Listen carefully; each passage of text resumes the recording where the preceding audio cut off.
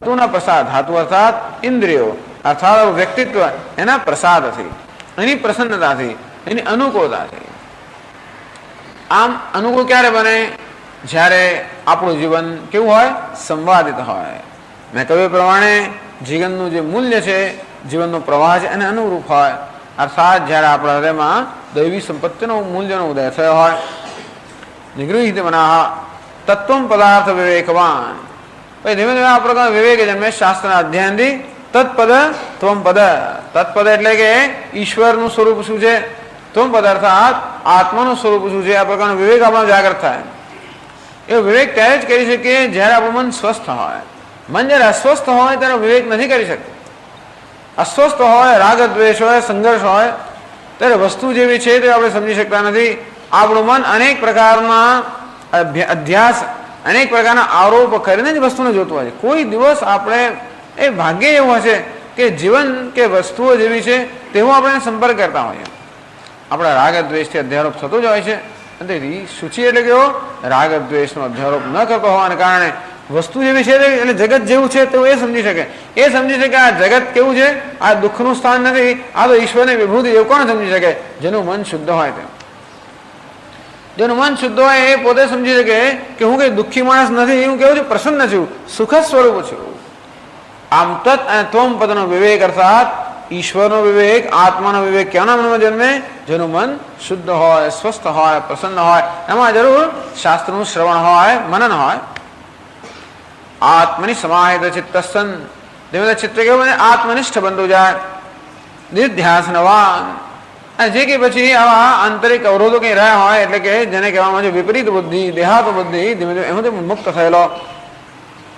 તેને ગર પ્રતિબંધ. આમ કહેવાય જે કે પ્રતિબંધો, આંતરિક પ્રતિબંધો છે, એ બધા પ્રતિબંધોથી મુક્ત થયો. કહ્યું પ્રમાણે આ પદ ક્યાંક અન્યત્ર નથી. ભલે ને પદ કહેવામાં આવતું હોય, પરમધામ કહેવામાં આવતું હોય, પણ એ ક્યાંક અન્યત્ર નથી. વાસ્તવમાં પોતાનું જ આત્મા હોવાને કારણે જે આંતરિક અવરોધો હોય એનાથી જે મુક્ત થયો. પહેલા કયા અવરોધો? રાગ દ્વેષ. પછી કયો અવરોધ? અજ્ઞાન, આવરણ. પછી કયો અવરોધ? સંશય. પછી કયો અવરોધ? દેહાત્મ બુદ્ધિ. આ બધા અવરોધમાંથી એટલે કર્મયોગથી, ભગવાનની ભક્તિથી રાગ દ્વેષ રૂપી અવરોધમાંથી મુક્ત થઈએ. શાસ્ત્રના શ્રવણથી અવિવેક કે અજ્ઞાન રૂપી અવરોધમાંથી મુક્ત થઈએ. એ વસ્તુ શ્રુત અર્થનું મનનથી ધીમે ધીમે સંશયોમાંથી મુક્ત થઈએ. અને એને જ જ્યારે આપણે સભાનતાપૂર્વક આત્મસાત કરીએ ત્યારે દેહાત્મ બુદ્ધિથી વિપરીત ભાવનાથી મુક્ત થઈએ. આ રીતે આ ધીમે ધીમે બધા અવરોધમાંથી મુક્ત થયેલો આ શુચિ નરહ વિદ્વાન. આ કેવો બની ગયો? અત્યંત શુદ્ધ વિદ્વાન એટલે જ્ઞાની પુરુષ. અપ્રતિબંધેન સાક્ષાત્કારવાન્ય. કોઈ પ્રકારનો પ્રતિબંધ ન હોવાને કારણે જેને આત્માના વાસ્તવિક સ્વરૂપનું જ્ઞાન છે. અધ્વન સંસારાંતર્ભૂત દેવયાન દક્ષિણાયન અધોગતિ રૂપાયા ગદહે પારમ તદપ્રાપ્યમ તદ આપનોતિ. એ કયા પદને પ્રાપ્ત કરે છે? બહુ બધી ગતિ છે સંસાર. 3 ગતિ છે સંસારમાં, એક નહીં પણ 3 ગતિ. આ 4થી ગતિ પ્રાપ્ત કરે છે. એક ગતિ કઈ છે? ઉત્તરાયણ. ખૂબ જેને પુણ્ય કર્મ ઉપાસનાઓ કરી હોય ઉત્તરાયણ બ્રહ્મલોક પ્રાપ્ત કરે. બીજી કઈ ગતિ છે? જેને માત્ર પુણ્ય કર્મ કર્યા હોય પોતાના જ સુખ માટે, એ લોકો શું? આ દક્ષિણાયન, દક્ષિણ ગતિ પ્રાપ્ત કરે, પિતૃલોક પ્રાપ્ત કરે, ત્યાંથી વળી પાછા ફરવાનું હોય. ત્રીજી કઈ ગતિ છે ખબર છે? જેણે જીવનમાં ધર્મનો ભોગ આપ્યો હોય એ લોકોને ત્રીજી ગતિ. જાયસ્વ મ્રિયસ્વ. કીટ પતંગ આવું બધું બનતા હોય એ લોકો. આ ત્રીજી ગતિ. આ બધી 3 ગતિઓ કઈ છે? સંસારની ગતિ છે. આ બ્રહ્મ ભુવાન લોકા પુનરાવર્તિનો અર્જુન મામ પ્રાપ્ય કૌંતેય પુનર્જન્મ વિદ્યતે. આ બ્રહ્મલોક સુધીના જે કઈ લોક છે બધામાંથી પુનરાવર્તન છે. ભગવાન જે મને જે પ્રાપ્ત કરે છે એને ક્યારેય વળી જન્મવાનું હોતું નથી. અને તેથી આ બધી ગતિથી પર અપ્રાપ્ય વસ્તુ છે. આ બ્રહ્મલોક હોય, ચંદ્રલોક હોય, પિતૃલોક હોય કે બધા અધોલોક, બધા પ્રાપ્તવ્ય છે. એ ગંતવ્ય છે. અર્થાત આપણે ગતિ કરતા હોઈએ, આ મૃત્યુ પછી ગતિ થાય પાછી. આને એવું કઈ છે જ નહીં. આને પ્રાપ્તવ્ય ગંતવ્ય નથી, અપ્રાપ્ત પદ છે. એટલે કારણ કે પ્રાપ્ત જવાને કારણે તસ્માત ભૂયો ન જાય તે યહૈવ સમવલીયંતે. આના પ્રાણ તો એના શાંત થઈ જાય. એટલે પછી જવાનું નથી ને ક્યાંય. એનો જીવ બીવ કઈ ગતિ અવગતિ કંઈ હોતું જ નથી, એ અહીંનો એ જ શાંત થઈ ગયો એવું કહે છે. એટલે સંસાર એટલે તત્પદ અપ્રાપ્યમ તદ આપનોતી, આત્મપદ છે એને પ્રાપ્ત કરે છે. તો કોઈ કહે કે આ તો આત્મા તો નિત્ય પ્રાપ્ત જ છે, એને વળી પ્રાપ્ત કરવાનું ક્યાં થયો? ઉપનિષદ તો કહે છે સદ સહ અધ્વન પારમાપનોતી, અધ્વનને પાર પ્રાપ્ત કરે, પણ આત્મા તો પ્રાપ્ત જ છે. એટલે શંકરાચાર્ય કે મુચ્યતે, પ્રાપ્તિ અર્થાત આ બધા અવરોધમાંથી મુક્ત થયો. સંસાર બંધને મુચ્યતે, સંસારના જે બંધનો છે બધામાંથી મુક્ત થઈ જાય છે. બંધનો કયા છે? આંતરિક છે, ક્યાંય કોઈ બહાર બંધન નથી. અંતેથી આ જ્ઞાનને કારણે એક અંતર ઉત્પન્ન થયું હોવાને કારણે પ્રાપ્તિ કેવી છે? ઔપચારિક પ્રાપ્તિ છે. આ વિષ્ણુનું પદ કોઈ પ્રાપ્તવ્ય નથી, અને છતાં પણ મારા ગામ જ માળા હોય અને મને ખ્યાલ ન હોય અને ચારે બધું શોધ્યા કરતો હોઉં અને એકદમ મારો હાથ ત્યાં પડે અને મને જેમ જ્ઞાન થાય કે માળા મારી પાસે જ છે, તો કે મળી ગઈ. આમ ખરેખર મળેલી હોવા છતાં પણ મળી ગઈ એમ આપણે કહેતા હોઈએ. અંતે રીતે પણ આત્મા આ વિષ્ણુનું પદ મળી ગયું એમ કહેવાય, ખરેખર મળેલું જ છે, અને છતાં પણ અવિવેકને કારણે જે ન મળ્યું હોય એમ ધારવામાં આવતું હતું, એ જાણે કે પ્રાપ્ત થઈ ગયું. એટલે કે સોધ્વન પારમાપનોતી. આગળ સમજાવે છે વિષ્ણુ પરમમ પદમ, આગળ સમજાવે છે તદ વિષ્ણુ વ્યાપનશીલસ્ય બ્રહ્મણઃ પરમાત્મનઃ વાસુદેવાખ્યસ્ય પરમં પ્રકૃષ્ટં પદમ સ્થાનમ સતત્વમ ઇત્યેતદ યત અસૌ આપનોતિ વિદ્વાન તદ વિષ્ણો પરમં પદમ. વિષ્ણુ વ્યાપનશીલસ્ય, આ કેવું પદ છે? વિષ્ણુનું પદ. આ વિષ્ણુનું પદ માત્ર અંદર ને બહાર એવું કોઈ એક જગ્યાએ તો વિષ્ણુ કહેવાય જ નહીં. વિષ્ણુ એટલે વ્યાપનશીલ, આમ સર્વવ્યાપ્ત હોવું એનો સ્વભાવ નામ વિષ્ણુ. વિષ્ણુના તો ઘણા બધા અર્થ શંકરાચાર્ય સમજાવે છે વિષ્ણુ સહસ્રનામમાં. પ્રેત વેષ્ટિત વિષ્ણુ, એ સર્વત્ર વ્યાપ્ત છે, બધાને વ્યાપ્ત કરીને, વેષ્ટ બધાને વ્યાપ્ત કરીને રહેલો છે. અથવા વિશતી વિષ્ણુ, વિષ ધાતુમાંથી આપણે વિષ્ણુ શબ્દ માનીએ તો જેણે આ બધામાં પ્રવેશ કરેલો છે નામ વિષ્ણુ. આ બધા નામ રૂપની ઉપાધિમાં જેણે આત્મરૂપે પ્રવેશ કરેલો છે નામ વિષ્ણુ. એટલે સર્વનો આત્મા છે એના વિષ્ણુ, એ સર્વત્ર વ્યાપ્ત છે એનું નામ પણ વિષ્ણુ. એટલે સર્વવ્યાપ્ત પણ છે, સર્વથી અતીત પણ છે. એટલે કે તદ વિષ્ણુ વ્યાપનશીલસ્ય બ્રહ્મણ. કોઈને એમ કે આ તો આકાશ છે, અવકાશ બધે વ્યાપ્ત હોય, તો આ અવકાશ જેવું છે વ્યાપન? તો કે નહીં, બ્રહ્મણ. આ કેવું છે વ્યાપ્ત? એટલે પરમ બ્રહ્મ, અર્થાત દેશ અને કાળ એની વ્યાપ્તિથી કે એના ખ્યાલથી પણ પર.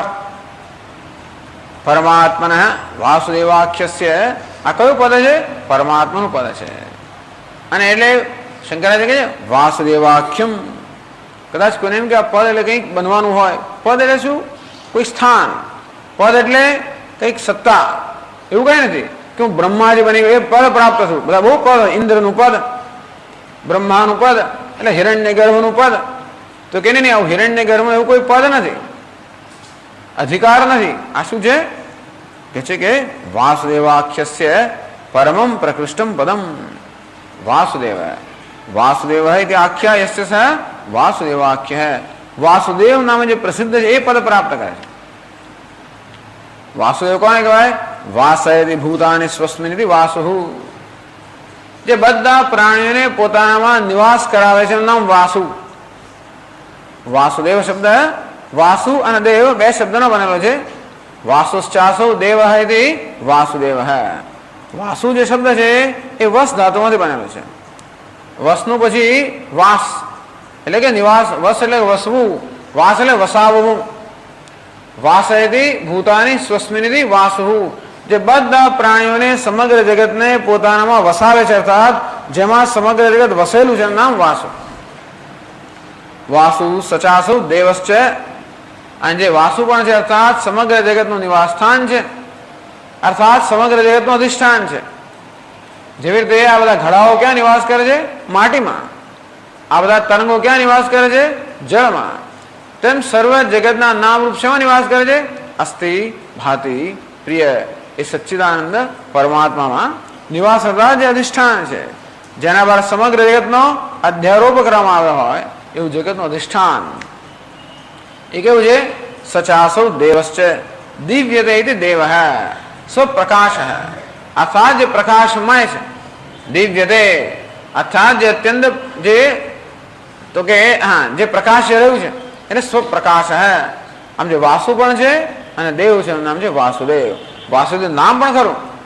આમ વસુદેવના પુત્ર હોવાને કારણે ભગવાનને વાસુદેવ કહેવામાં આવે છે, પણ વાસુદેવનો સ્વતંત્ર અર્થ પણ છે, એને કહેવાય યૌગિક અર્થ. એટલે વાસુ અને દેવ, દેવ એટલે એકો દેવ સર્વભૂતેષુ ગૂઢ એક જ દેવ પ્રાણી માત્રમાં જે છુપાયેલો છે આત્મરૂપે, અને તે રીતે પણ વાસુદેવ વસતિ સર્વસ્મિન સર્વમાં નિવાસ કરતો હોવાને કારણે પણ એ વાસુ કહેવાય છે. સર્વનું નિવાસ સ્થાન હોવાને કારણે પણ વાસુ અને સર્વ નિવાસ કરતો હોવાને કારણે પણ વાસુ. આમ સર્વમાં આત્મરૂપે નિવાસ કરેલો દેવ એનું નામ વાસુદેવ, અથવા સર્વ નિવાસ સ્થાન જેનામાં છે એવો જ દેવ છે નામ વાસુદેવ. એટલે સર્વ નિવાસ કરતો એટલે આત્મરૂપ, સર્વ નિવાસ સ્થાન એટલે બ્રહ્મરૂપ. આમ વાસુદેવ વાસુદેવ શબ્દના બે અર્થ થાય, આત્મા અને પરમાત્મા. આમ સમગ્ર જગતને નું નિવાસ સ્થાન હોવાને કારણે વાસુદેવ છે એટલે પરમાત્મા છે, અને સર્વત્ર જગતમાં નિવાસ કરતો હોવાને કારણે વાસુદેવ છે એટલે કેવો છે? આત્મા છે. એક જ શબ્દના બે અર્થ, જીવ અને બ્રહ્મ. તો આવા શબ્દો બહુ સરસ છે. નારાયણ આ બધા શબ્દો આવા છે. પુરુષ તો સ્વામીજી આ શબ્દ બહુ પુરુષ, બસ પુરુષ પુરુષ આવું કહીએ આપણે એટલે મહાવાક્ય બની ગયું. પુરુષ એક શબ્દ નથી થાય, પુરી શયનાથ પુરુષ આ દેહરૂપી પુરીમાં શયન કરતો હોવાને કારણે નિવાસ કરતો હોવાને કારણે એ ચૈતન્યને પુરુષ કહે છે એટલે કે આત્મા. અને પૂર્ણત્વાદ પુરુષ જે પૂર્ણ છે એને માટે પુરુષ કહેવાય છે એટલે કેવો? પરમાત્મા. આમ પુરુષ શબ્દનો એક અર્થ આત્મા, બીજો અર્થ પરમાત્મા.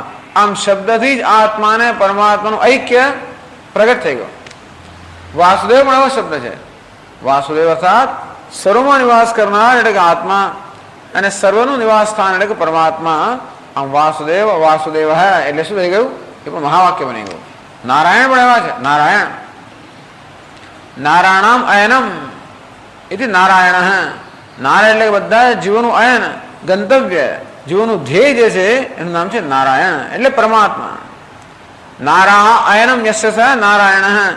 આ જીવો જેનું અયન છે અર્થાત જીવો જેનું નિવાસ સ્થાન જે પણ નારાયણ, અર્થાત બધા જીવોની અંદર જે આત્મરૂપે નિવાસ કરે પણ નારાયણ. આ બધા શબ્દો કેવા છે? મહાવાક્ય જ છે. એક એક શબ્દ નારાયણ એમને નથી આ બધા શબ્દોનો પ્રયોગ થતો. આ બધા શબ્દો એટલે બહુ એમ આ શબ્દો પ્રગટ થયેલા કહી શકાય. ઋષિ મુનિઓ કે મહાત્માઓને આ બધી વસ્તુઓ પ્રગટ થયેલી હોય છે, અને એટલે કોઈ રચવામાં નથી આવેલી હોતી. એટલે આ બધી આપણી પાસે જે મૂર્તિઓ બધા રૂપ જે આ સ્વરૂપ આપણે આપવામાં આવે હોય બધા દેવતાઓના, આપણે કઈ વિચિત્ર નવી રચના કરીએ એ નહીં, બરોબર નથી. જે આપણને પરંપરાગત પ્રાપ્ત થયું છે એ કારણ કે એ ક્યાંથી પ્રાપ્ત થયું? ઋષિ મુનિઓ પાસેથી પ્રાપ્ત થવાને કારણે એ કોઈ સામાન્ય માનવીનું કે એક અલ્પ મનનું સર્જન નથી, પરંતુ એવા ઋષિના મનમાં પ્રગટ થયેલી વસ્તુ છે. ચાલો, વાસુદેવાખ્યસ્ય પરમમ પ્રકૃષ્ટમ પદમ. આ વાસુદેવનું પરમ પદ એટલે લક્ષ્ય છે જે છે અર્થાત જે નિરુપાધિક પદ છે, અથવા વિષ્ણુ પરમમ પદમ. વિષ્ણુ છઠ્ઠી વિભક્તિ છે. વિષ્ણુનું પદ. આમ વિષ્ણુનું પદ એવો શબ્દ આપણે સાંભળીએ, એવો પ્રયોગ સાંભળીએ એટલે આપણે શું થાય? વિષ્ણુ જ્યાં રહેતા હોય એવું પદ. એટલે વિષ્ણુ એટલે વૈકુંઠ. એ પદ પણ જુદો ને વિષ્ણુ પણ જુદા એમ થાય ને. આપણે વિષ્ણુ પદમ એટલે શું? વિષ્ણુનું પદ. દેવદત્તનું ઘર એટલે શું થાય? દેવદત્તાના ઘર જુદાતા હોય તો એમ વિષ્ણુનું પદ કે વિષ્ણુનું સ્થાન એમ જયારે આપણે સાંભળીએ તદ્ધામ પરમમ મમ, એ મારું પરમધામ છે એમ જયારે સાંભળીએ ત્યારે એમ કે આ પરમધામ જુદું અને ભગવાન જુદા. તો કે નહીં નહીં, આ ષષ્ઠી વિભક્તિ છે. કેવી છે? ઔપચારિક ષષ્ઠી. સંસ્કૃતમાં એક સરસ પ્રયોગ છે, રાહો શિરવત. રાહુના શિર મસ્તકની જેમ. ખરેખર મસ્તકને જ રાહુ કહેવામાં આવે છે. પેલા દૈત્યને જયારે એનું મસ્તક સુદર્શન ચક્રથી છેદી નાખવામાં આવ્યું ત્યારે એનું મસ્તકને રાહુ કહેવામાં આવ્યું, એના ધડને કેતુ કહેવામાં આવ્યું. બંને અમાર થઈ ગયા. પેલું અમૃત પીધું એટલે અમાર થઈ ગયા. પણ પછી કે રાહુનું મસ્તક એમ કહેવામાં આવે. ભલે આપણે રાહુનું મસ્તક એમ કહેતા હોઈએ પણ ખરેખર તો રાહુ જ મસ્તક છે. એટલે ષષ્ઠી વિભક્તિનો પ્રયોગ થયો છે ઔપચારિક. તેમ વિષ્ણુનું પદ એમ ન માનો તો વિષ્ણુના પદ જુદાતા છે. જેમ રાહુ અને મસ્તક જુદાતા નથી તેમ વિષ્ણુના પદ જુદાતા નથી. વિષ્ણુ પદમ વિષ્ણુ જ પદ છે. અને છતાં પણ ઔપચારિક રીતે ષષ્ઠી વિભક્તિનો પ્રયોગ કરવામાં આવે છે. એ કહે છે કે વિષ્ણુ પ્રકૃષ્ટમ પદમ સ્થાનમ સતત્વમ ઇત્યેતદ. સતત્વમ એટલે સ્વરૂપમ ઇત્યેતદ યદ અસૌ આપનોતિ. આ જે છે એને આ વિદ્વાન પ્રાપ્ત કરે છે. વિષ્ણુ પરમપદ જે આત્મ સ્વરૂપ છે એના વિદ્વાન પ્રાપ્ત કરે છે. ચલો હવે જે મંત્રો આવે એમાં આંતરિક યાત્રાનું વર્ણન છે. એટલે પછી થોડો વિષય બદલાય છે. એટલે આવતીકાલથી આપણે એની ચર્ચા આગળ કરશું. ઓમ પૂર્ણમદ પૂર્ણમિદમ પૂર્ણાત પૂર્ણમુદચ્યતે પૂર્ણસ્ય પૂર્ણમાદાય પૂર્ણમેવાવશિષ્યતે. ઓમ શાંતિ શાંતિ શાંતિ.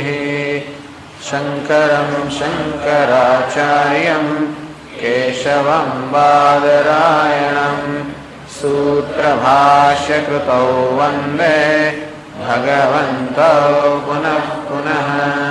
ઈશ્વરો ગુરુરાત્મેતિ મૂર્તિભેદવિભાગિને વ્યોમવદ્વ્યાપ્તદેહાય દક્ષિણામૂર્તયે નમઃ. ઓમ શાંતિ શાંતિ શાંતિ. હરિ ઓમ શ્રી ગુરુભ્યો નમઃ. હરિ ઓમ.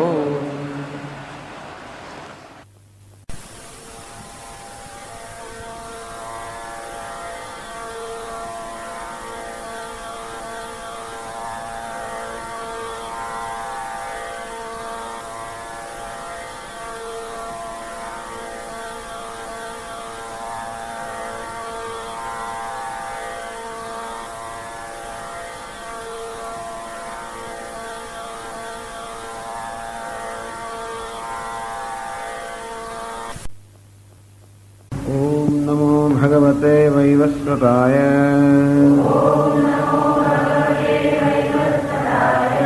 मृत्यवे ब्रह्मविद्याचार्याय नचिकेतसे च. 73 पान पर यस्त्वविज्ञानवान् भवति अमनस्कः सदा शुचिः न स तत्पदमाप्नोति संसारं चाधिगच्छति. यस्त्वविज्ञानवान् भवति समनस्कः सदा शुचिः स तु तत्पदमाप्नोति यस्माद् भूयो न जायते. विज्ञानसारथिर्यस्तु मनः प्रग्रहवान् नरः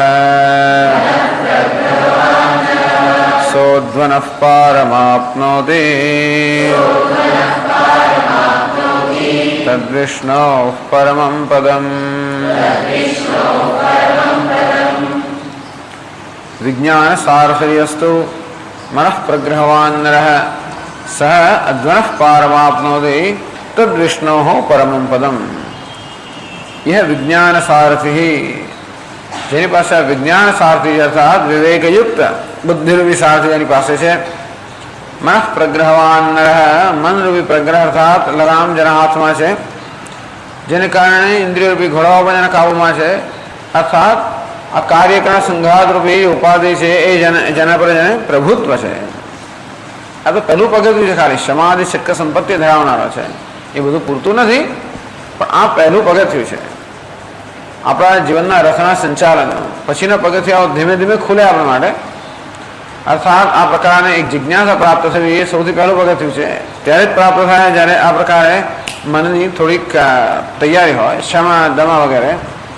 આમ સમાધિ સંપત્તિ પણ બહાર દેવામાં આવ્યો છે. વિજ્ઞાનમ એટલે વિવેક, વિવેક જ્યારે હોય વૈરાગ્ય, એ વૈરાગ્ય ધીમે ધીમે જેમ જીવનમાં ઉતરતો જાય, પછતો જાય, તેમ તેમ ક્ષમા દમા ઉપરમા આ બધી યોગ્યતાઓ જીવનને પ્રાપ્ત થતી જાય. અને છેવટે મુમુક્ષત્વમ અર્થાત મોક્ષ મેં ભૂયા એ તીવ્ર ઈચ્છા કે મને મોક્ષ પ્રાપ્ત થાય એ પ્રકારની તીવ્ર ઈચ્છામાં જાગૃત થાય. એ માત્ર મુક્ત થઈ જવું એ પ્રકારની તીવ્ર ઈચ્છા પણ પર્યાપ્ત નથી, પરંતુ વાસ્તવમાં જિજ્ઞાસા એટલે જ્ઞાન મને પ્રાપ્ત થાય એ પ્રકારની તીવ્ર ઈચ્છા જન્મે. અને પણ ત્યારે જન્મે જ્યારે આ પ્રકારનો નિશ્ચય પણ મારા મનો થયો હોય કે જે બંધન છે એ માત્ર જ્ઞાની જ ઉપજે છે અને જ્ઞાનથી જ મોક્ષ પ્રાપ્ત થાય. આ પ્રકારનો વિવેક, આ પ્રકારની મનની સ્પષ્ટતા અથવા આ પ્રકારની મનની પરિપક્વતા એવું ક્યારે થાય કે જ્ઞાનથી જ મોક્ષ પ્રાપ્ત થાય. જ્યારે આપણે સમજી શકીએ કે જીવનમાં જે કંઈ બંધન છે, જે કંઈ પ્રોબ્લેમ છે, જે કંઈ સમસ્યાઓ હોય, અર્થાત જે કંઈ શોક દુઃખ વિષાદ જે કંઈ જગતમાં છે જેમાંથી મુક્ત થવા ઈચ્છું છું, આનું નામ જ બંધન. મનુષ્ય સતત શોકમાંથી, વિષાદમાંથી, દુઃખમાંથી, પરવસ્થામાંથી મુક્ત થવા ઈચ્છતા હોય છે. અને હું જ્યારે સમજુ કે આ બધી વસ્તુ અજ્ઞાન ઉત્પન્ન થઈ, બીજા કોઈ કારણ નથી. જ્યાં સુધી માણસ સમજે કે મારા દુઃખનું કારણ બીજું કોઈક કે બીજે ક્યાંક છે, ત્યાં સુધી હંમેશા એ કારણમાંથી મુક્ત થવાનો પ્રયત્ન કરે. અર્થાત જેને આપણે આપણા દુઃખનું કારણ સમજતા હોઈએ એમાંથી આપણે મુક્ત થવાનો પ્રયત્ન કરીએ. એટલા જ માટે જ્ઞાનની કિંમત જન્મથી નથી આવતી. કે ઘણું બધા ક્યાંય સુધી આપણે એમ જ માન્યા કરીએ છીએ કે જો મારી પાસે પૈસા નથી માટે આમ થયું, જો મારી પાસે ઘર નથી માટે આમ થયું, જો મારી પાસે ગાડી નથી માટે આમ થયું, જો મારી પાસે પરિવાર નથી માટે આમ થયું, જો મારી પાસે મિત્રો નથી માટે આમ થયું.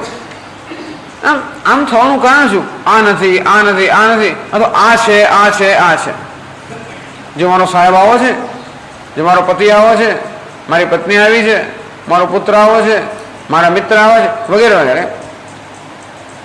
આમ સામાન્ય રીતે આપણું મન આવી જાતને એક દ્રઢ નિશ્ચય થઈ જ ગયો હોય કે મારા દુઃખનું કારણ અન્યત્ર છે.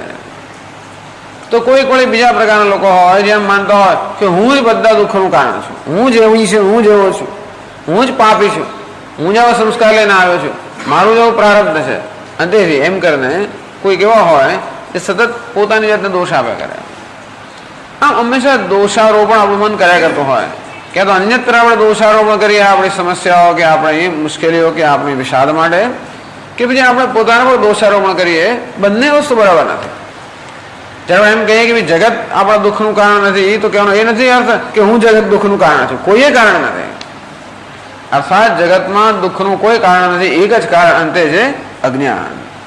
આવી સમજ આવે તો જ જ્ઞાનની કિંમત જન્મે, નહીં તો ન જન્મે. હજી પણ મારી જાતને હું દુઃખ માટે જવાબદાર ગણતો હોઉં તો હું વધારે કંઈ ને કંઈ બનવાનો પ્રયત્ન કરું છું. હજી પણ સ્વામીજી બરોબર હું ભણ્યો નહીં, બરોબર હું પૈસા ના કમાયો, બરોબર મેં આમ ના કર્યું, બરોબર પેલું ના થયું. આમ જ્યાં સુધી વળી પાછી પોતાની જાતને મનુષ્ય આ શોક માટે જવાબદાર ગણતો હોય ત્યાં સુધી કંઈ ને કંઈ પ્રકારની અંદર આંતરિક વ્યવસ્થાઓ થયા જ કરવાની. એટલે ક્યાં તો મારી ઉપાધિને શોકનું કારણ સમજવું કે અન્ય ઉપાધિઓને શોકનું કારણ સમજવું. અને હોઈ શકે એવું નથી કે દુનિયા આપણને દુઃખ નથી આપતી, અથવા આપણે પણ મૂર્ખ નથી હોતા કે દુઃખ ઉત્પન્ન ના કરીએ. આપણે બધું કરતા હોઈએ છીએ, અને છતાંય પણ અંતમાં તો અજ્ઞાન આ બધાનું કારણ. દુનિયા આમ કરતી હોય એનું કારણ પણ અજ્ઞાન, અને મારું મન આમ કરતું હોય તો એનું કારણ પણ અજ્ઞાન. આમ જેટલું સ્પષ્ટ થાય એટલી જ્ઞાનની કિંમત જન્મે. અને જ્ઞાનની કિંમત ના જન્મે ત્યાં સુધી જ્ઞાનવાળા આપણું મન પ્રયત્ન ના કરે. આપણે ગમે તેટલું કહીએ તો પણ આપણું મન તો એને માટે જ પ્રયત્ન કરે જેને માટે એને મૂલ્ય હોય. અને મનને શેને વડે મૂલ્ય હોય? જે વસ્તુ મને મુક્ત કરશે, જે વસ્તુ મને દુઃખમાંથી મુક્ત કરે, જે વસ્તુ મને આનંદની પ્રાપ્તિ કરાવે, એને માટે જ મનને મૂલ્ય હોય. અને તેથી આ પ્રકારનો વિવેકની મનઃ એટલે વિજ્ઞાન સારથી વસ્તુ, જે સારથી બુદ્ધિરૂપી સારથીમાં આ પ્રકારનો વિવેક, આ પ્રકારનો નિશ્ચય જન્મ્યો છે કે બધી સમસ્યાઓનું મૂળ અજ્ઞાન છે. તત્ર કો મોહ કશોક એકત્વમ અનુપશ્યતઃ, જે આત્માના એકત્વના દર્શન કરતો હોય એને ક્યાં મોહ છે અને ક્યાં શોક છે? એ આત્માના એકત્વના દર્શન કરે છે, અનાત્માના એકત્વના નહીં. જ્યાં એકત્વ છે ત્યાં એકત્વના દર્શન, જ્યાં એકત્વ નથી ત્યાં એકત્વના દર્શન કરવાની જરૂર નથી. પરંતુ આત્માના એકત્વના દર્શન સાથ આત્માની પૂર્ણતાના દર્શન જ્યારે કરે ત્યારે ક્યાં મોહ છે, ક્યાં શોક છે? એનો અર્થ એ થયો કે આત્માના એકત્વના દર્શન ન કરવાને કારણે જ આપણો મોહ ને શોક છે. એને વિજ્ઞાન સારથ્ય, વિજ્ઞાનમાં બધું જ આવી ગયું. વિજ્ઞાન તો વિવેક, વૈરાગ્ય. વિવેક હોય તો વૈરાગ્ય જન્મે. જ્ઞાન માટેનું મૂલ્ય હોય તો બીજી બધી વસ્તુનું મૂલ્ય ધીમે ધીમે ઓછું થાય જ. જ્ઞાન માટે મૂલ્ય તો ભોગ માટેનું મૂલ્ય ઓછું જ થાય. અર્થ કામનું મૂલ્ય ઓછું જ થાય. આપણે બધી વગર મફતની અનેક પ્રકારની સલામતીઓ, અનેક બધી વસ્તુ શોધતા જ હોઈએ છીએ. એમાં કેટલો સમયની શક્તિ આપણે વેડફતા હોઈએ છીએ. એ પ્રવૃત્તિ ત્યારે જ બંધ થાય જ્યારે એની જરૂરિયાત ન હોય ત્યારે. આમ વસ્તુની જરૂરિયાતમાંથી મુક્ત થઈએ ત્યારે જ એ વસ્તુ આપણા મનમાંથી મુક્ત થાય. નહીં તો જ્યાં સુધી વસ્તુની જરૂરિયાત હોય ત્યારે આપણા મનમાં એનું સ્થાન રહેવાનું જ. આમ કઈ વસ્તુ આપણા મનનો કબજો જમાવીને બેઠી હોય છે? જે વસ્તુ આપણે જરૂરિયાતની લાગે, આવશ્યક લાગે, અનિવાર્ય લાગે, આના વગર તો ન જ ચાલે. આ તો હોવું જ જોઈએ, આમ તો આ થવું જ જોઈએ. આ બધી વસ્તુઓ જ આપણા મનનો કબજો જમાવીને બેઠી હોય છે. આમ અને જેમ જેમ આપણું મન આમાંથી મુક્ત થતું જાય, આપણા આગ્રહોમાંથી, આપણી જરૂરિયાતોમાંથી, બધી જરૂરિયાતોના આગ્રહો બધા વળી પછી અવિવેકમાંથી જન્મ્યા હોય. જેમ જેમ આ સમજીએ તેમ તેમ આપણું મન આનાથી મુક્ત થતું જાય. વિજ્ઞાન સારથી અસ્તુ મનઃ પ્રગ્રહવાન નરઃ, અને તો જ મન આપણા કાબુમાં હોય. મેં કહ્યું પ્રમાણે અત્યારે મન કોના કાબુમાં છે? આ જાત જાતના આગ્રહોના કાબુમાં છે, અનેક પ્રકારના દોષારોપોના કાબુમાં છે. આમ હંમેશા બીજી તરફ જ નજર કરતા હોય કે આમ, અને જ્યાં પણ દોષારોપણ થતો હોય એ વસ્તુ આપણા મનનો કબજો લેતો હોય. તેથી બધા દોષારોપણોથી મુક્ત મન, એ મન કેવું છે? શાંત છે, પ્રસન્ન છે. એ મન પર મારું પ્રભુત્વ છે. આ મન પર પ્રભુત્વ મેળવવા માટે મન પર કે જુલમ કરવાની જરૂર નથી, કે મનને ગુલામ બનાવવાની જરૂર નથી. માત્ર મનની મૂંઝવણ દૂર કરવાની જરૂર છે. બિચારા મનને મૂંઝવણો છે. મૂંઝવણ સમજ ઉત્પન્ન થયેલી છે, પણ સમજમાંથી ઉત્પન્ન થયેલી છે. જેમ જેમ સમજપૂર્વક મનની આ મૂંઝવણો દૂર કરતા જઈએ તેમ તેમ મન શાંત થતું જાય. તો મનને કે અશાંત થવું ગમતું નથી હોતું. એવું નથી કે મનને ગમે છે અશાંત રહેવું, કે ગમે તે રખડ્યા કરવું, એવું મનને ગમે છે એવું નથી. શું કામ છોકરો બહાર રખડ્યા કરતો હોય છે? એને ઘરમાં ન મળે સારી વસ્તુ ત્યારે બહાર રખડ્યા કરતા હોય. અને તે રીતે મનને આંતરિક શાંતિ ન મળતું તો બિચારો બહાર રખડ્યા કરતો હોય. અને તેથી જે કારણે મન વિક્ષિપ્ત છે, જે કારણે મનમાં એકાગ્રતાનો અભાવ છે, એ કારણમાંથી મનને મુક્ત કરવાથી ધીમે ધીમે મન શાંત થતું જાય. મનઃ પ્રગ્રહવાન રહ સહ અધ્વન પારમાપ્નોતિ. કહેશે આગળ, દૃશ્યતે ત્વગ્રયા બુદ્ધ્યા સૂક્ષ્મયા સૂક્ષ્મદર્શિભિઃ એષ સર્વેષુ ભૂતેષુ ગૂઢોત્માન પ્રકાશતે. પ્રાણી માત્રમાં આત્મ સ્વરૂપ રહેલો, ગૂઢ રહેલો આત્મા ન પ્રકાશતે, પોતાના વાસ્તવિક સ્વરૂપમાં પ્રકાશિત થતો નથી. અર્થાત વાસ્તવિક સ્વરૂપની ઓળખ મનુષ્યને પ્રાપ્ત થતી નથી. દૃશ્યતે તો અગ્રયા બુદ્ધ્યા સૂક્ષ્મયા સૂક્ષ્મદર્શિભિઃ. જેની બુદ્ધિ અગ્ર છે અર્થાત એકાગ્ર છે અને સૂક્ષ્મ છે, એવા સૂક્ષ્મદર્શી મનુષ્યને જરૂર આત્માના દર્શન પ્રાપ્ત થાય છે. આમ તદ વિષ્ણો પરમં પદમ આપનોતિ. અધ્વન પારમ આપનોતિ. અધ્વન એટલે કે માર્ગ. આ માર્ગને છેડે પહોંચી જાય. કયો માર્ગ છે? નનુ તત્પદ લક્ષ્ય વિષ્ણો પ્રકૃષ્ટમ પદમ આપતમેદુક્તમ તત્કિમ કેમચિત માર્ગેણ દેશ વિશેષ ગંતવ્યમ. કોઈ એમ થાય કે આ ધ્વન એટલે કે માર્ગ, આ માર્ગના પેલા છેડે પહોંચે એટલે કયો માર્ગ છે? શું કોઈક જગ્યાએ જવાનું છે, કોઈક સમયમાં જવાનું છે? તદપી ભિન્નતયા ગ્રામાદિગમનવદ ગંતવ્યમ. આ વિષ્ણુનું જે પદ છે, જે પ્રાપ્ત કરવાનું છે, એ વિષ્ણુનું પદ એટલે આમ આપણે વૈકુંઠ સમજીએ. એ વૈકુંઠને પ્રાપ્ત કરવા માટે, જો કે વૈકુંઠ અને વિષ્ણુ જુદા જુદા નથી, એવું તો ગઈકાલે આપણે ચર્ચા કરી કે વિષ્ણુ પદમ આ ષષ્ઠી વિભક્તિ છે, એ માત્ર ઔપચારિક છે. વિષ્ણુ જ પદ છે. તદ્ધામ પરમમ મમ. એ પણ ભગવાન કે મમ પરમમ ધામ, પણ એ પણ પરમધામને હું વચ્ચે કોઈ ભેદ નથી. તો આપણને પ્રશ્ન થાય કે અધ્વન પારમાત્માથી આ તો સંસાર ગતિને પાર પહોંચે છે, તો કયા પ્રકારની ગતિ કરવાની આવશ્યકતા છે આ વિષ્ણુનું પદ પ્રાપ્ત કરવા માટે? શું કોઈ દેશ વિશેષમાં ગતિ કરવાની છે? અમુક દેશમાંથી પસાર થવાનું છે, અમુક કાળમાંથી પસાર થવાનું છે, એ પ્રકારનો માર્ગ છે? અને જે વિષ્ણુનું પદ પ્રાપ્ત કરવાનું છે શું મારા કરતા ભિન્ન ક્યાંક અન્યત્ર છે? અને તો પછી જેવી રીતે હું મુંબઈ જઉં તેવી રીતે એ પદને પ્રાપ્ત કરવાનું હોય તો તથાત્વે મોક્ષસ્ય અનિત્યત્વ આપત્તિ. જો મોક્ષ પણ આ પ્રકારનો હોય, વિષ્ણુનું પદ પણ એ પ્રકારનું હોય તો અનિત્ય બની જાય. અર્થાત મુંબઈ હું પહોંચ્યું તો ખરો, પણ ક્યાં સુધી મુંબઈ રહી શકું? કોઈ દિવસ કોઈ સ્થળે આપણે હંમેશ માટે ના જ રહી શકીએ. જ્યાં જતા હોઈએ ત્યાંથી પાછા આવવાનું થાય, આવો નિયમ છે. ઉપર ચડે એ નીચે આવે, ગયેલો પાછો આવે. અને તેથી સંયોગમાં હંમેશા વિયોગ થવાનો. સર્વે સંયોગા વિયોગાંતા. સંયોગમાંથી વિયોગ, ઉપરમાંથી નીચે, ગયેલો આવે, ધનવાન હોય પાછો ગરીબ, આવી જાતનું ચક્ર જીવનનું ચાલતું જ હોય છે. અર્થાત કોઈ વસ્તુ સાથેનું મારું જોડાણ હંમેશા શાશ્વત ન હોઈ શકે. સ્થળ સાથેનું જોડાણ, દેશ કાળ સાથેનું જોડાણ ક્યારેય શાશ્વત ન હોઈ શકે. એવું તો ન જ બને કે મુંબઈ કે ગમે તે સ્વર્ગ હોય તો હું શાશ્વત ત્યાં રહી શકું. કારણ કે જે કારણસર હું સ્વર્ગમાં ગયો, જે પુણ્યના પરિણામે સ્વર્ગમાં ગયો, એ પુણ્ય ક્ષીણ થઈ જાય, વળી પાછું સ્વર્ગ સાથેનો વિયોગ થવાનો છે.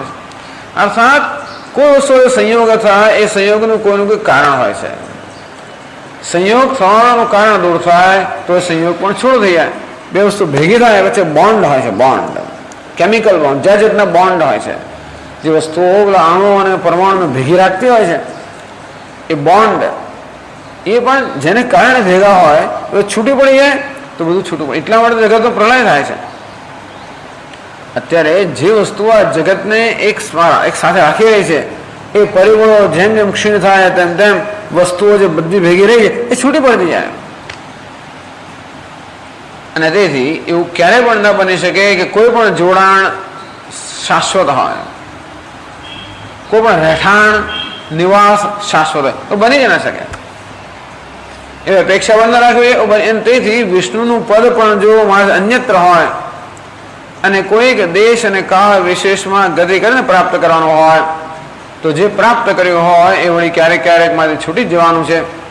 અને તેથી એ મોક્ષ પણ અનિત્ય બની જાય. એટલે શંકરાચાર્ય હવે કહે છે આગળ 74મા પાના પર બીજા પેરેગ્રાફ પર, અધુના યત પદમ ગંતવ્યમ તસ્ય ઇન્દ્રિયાણિ સ્થૂલાનિ આરભ્ય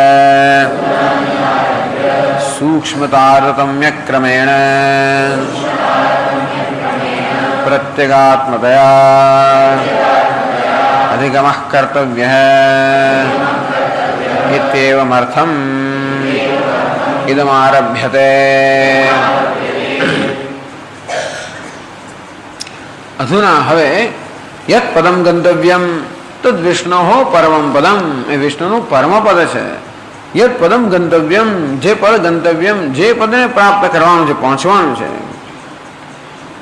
કથમ ગંતવ્યમ, એ પદ ગંતવ્યમ એટલે કેમ એ પહોંચવાનું છે?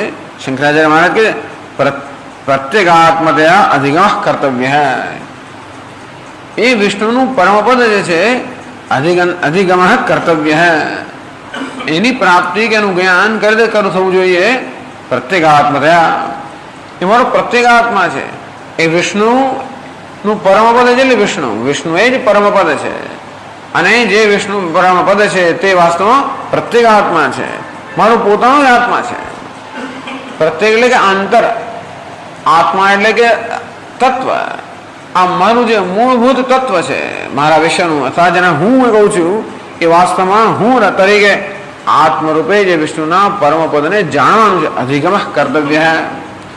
અર્થાત ગંતવ્ય નથી કે પ્રાપ્તવ્ય નથી, એ કેવું છે? જ્ઞાતવ્યમ. પરમ ચેત જ્ઞાતવ્યમ, અપરમ ચેત પ્રાપ્તવ્યમ. જે પરમ વસ્તુ છે, પરમ અર્થાત અમર્યાદિત, આનંદ જે છે પરમ છે જ્ઞાતવ્યમ, જે અનંત છે એ જ્ઞાનનો વિષય છે. અપરમ છે પ્રાપ્તવ્યમ, જે અંતવત છે એ કેવું છે પ્રાપ્તવ્ય, પ્રાપ્ત કરવાનો વિષય છે. આ પદ કેવું છે વિષ્ણુ પરમ પદમ વેવેષ્ટિ વિષ્ણુ, જે સર્વવ્યાપી પરમાત્માનો પદ છે એ કેવું છે અનંત પદ છે. અને માટે એ ગંતવ્ય નથી, કેવું છે પ્રાપ્ત, એ પ્રાપ્તવ્ય પણ નથી, એ કેવું છે જ્ઞાતવ્ય છે. એ જે વસ્તુ અનંત હોય એ અનંત ક્યારે પણ મારાથી જો જુદી હોય તો એને અનંત કહી જ ન શકાય. કારણ કે અનંતમાં મારી દૂર જો હોય તો એનો એટલો જ અર્થ થયો કે અનંતમાં મારો સમાવેશ થતો નથી.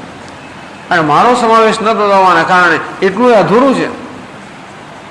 અનંતમાં માત્ર હું ભલે મચ્છર હોઉં તોય પણ એક મચ્છરનો પણ સમાવેશ ન થતો હોય તો અનંત એટલું તો અધૂરું ખરું જ ને.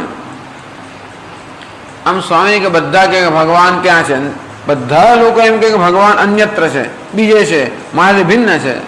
એટલે ભગવાન આ બધા જુદો થઈ જ ગયો. અત્યારે જે કંઈ ભલે હું અલ્પ હોઉં, તુચ્છ હોઉં, પણ જે કંઈ થોડી ઘણી પણ શક્તિ મારામાં છે એ ભગવાનમાં તો નથી જ. કારણ કે હું ભગવાનથી જુદો છું. ભલે ને અમેરિકાનો પ્રેસિડેન્ટ હોય અને છતાંય પણ એક મચ્છર પણ કરડી છે. કારણ કે મચ્છરની જે શક્તિ છે એનામાં નથી.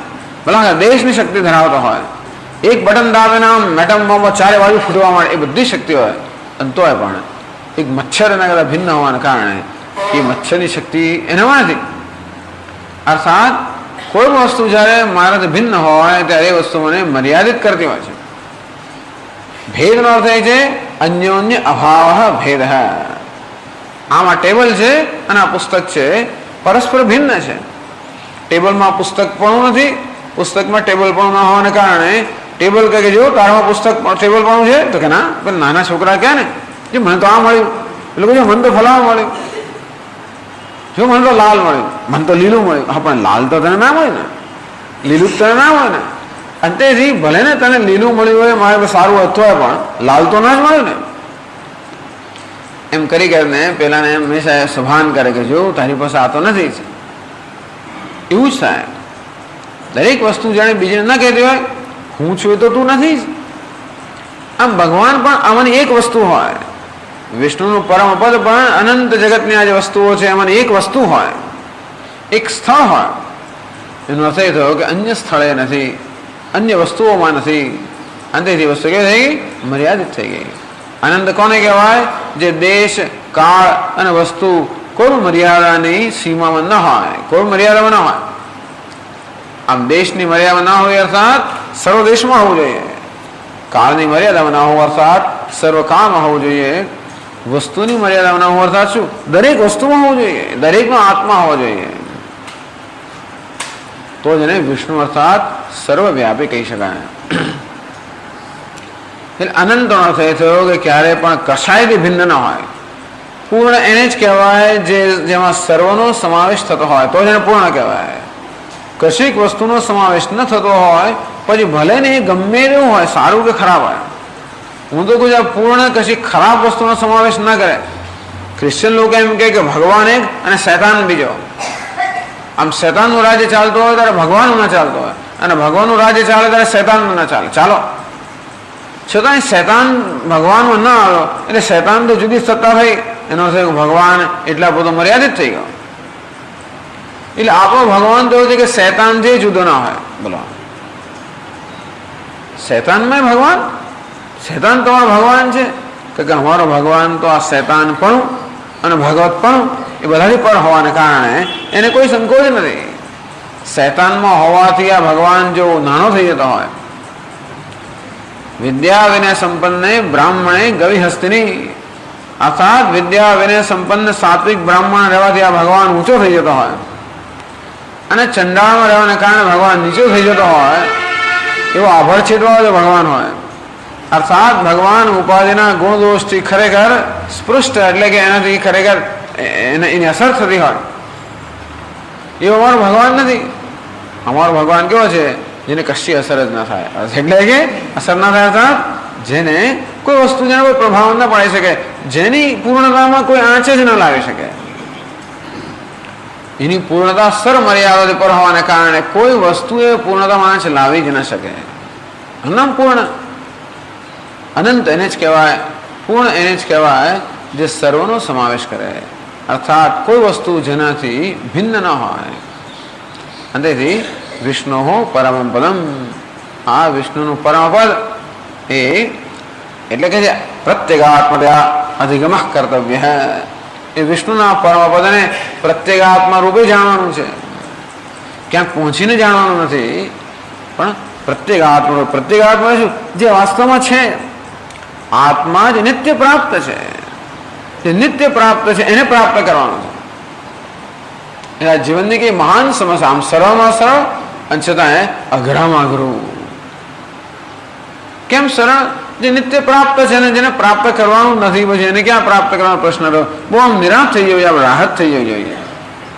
આ સાંભળીને જીવન બધી નિરાશ થઈ જવું જોઈએ કે આત્મા તો પ્રાપ્ત જ છે અને નિત્ય પ્રાપ્ત છે, હવે એમાં એને પ્રાપ્ત કરવાનું નથી, પણ બધા પ્રાપ્ત કરવાની માથાકૂટ છોડી દઈએ, પણ નથી છૂટતી. બહુ સરળ હોવાને કારણે એ વસ્તુ આપણે સ્વીકારીએ છીએ, આપણું મન સ્વીકારી શકતું નથી, સમજી શકતું નથી. નિત્ય પ્રાપ્ત છે પ્રાપ્તિ, જે નિત્ય પ્રાપ્ત છે એની પ્રાપ્તિ.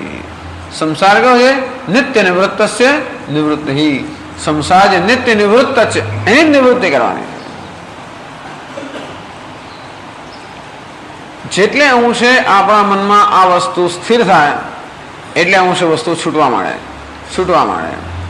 કારણ કે જે જીવનો પ્રાપ્ત કરવાનું છે તો પ્રાપ્ત થયેલું જ છે, અને તેથી એ પ્રાપ્ત નથી કરવાનું, એ જાણવાનું છે. એટલા માટે જ્ઞાન ક્યારે આવે?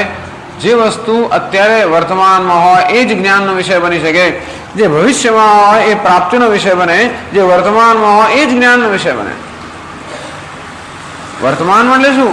આ દેશમાં આ કામ હોય તો ક્યાંક જઈને જોવાનું હોય તો મારે પહેલાં યાત્રા કરવી પડે. ઘણા લોકો શું કરે છે? Botanical tour. મારા વિદ્યાર્થીઓને ક્યાં લઈ ગયો? ઊટી લઈ ગયો સ્વામીજી. શેના માટે? ત્યાંના જંગલોની અંદર જાત જાતની વનસ્પતિ છે, એ વનસ્પતિની ના જ્ઞાન માટે. એ પદાર્થ પણ જો અન્યત્ર હોય તો એ ગતિ કરીને પછી જ્ઞાન પ્રાપ્ત કરવું પડે, એવું નથી. આ જ્ઞાનનો વિષય ક્યારે બને? જ્યારે વસ્તુ અહીં હોય.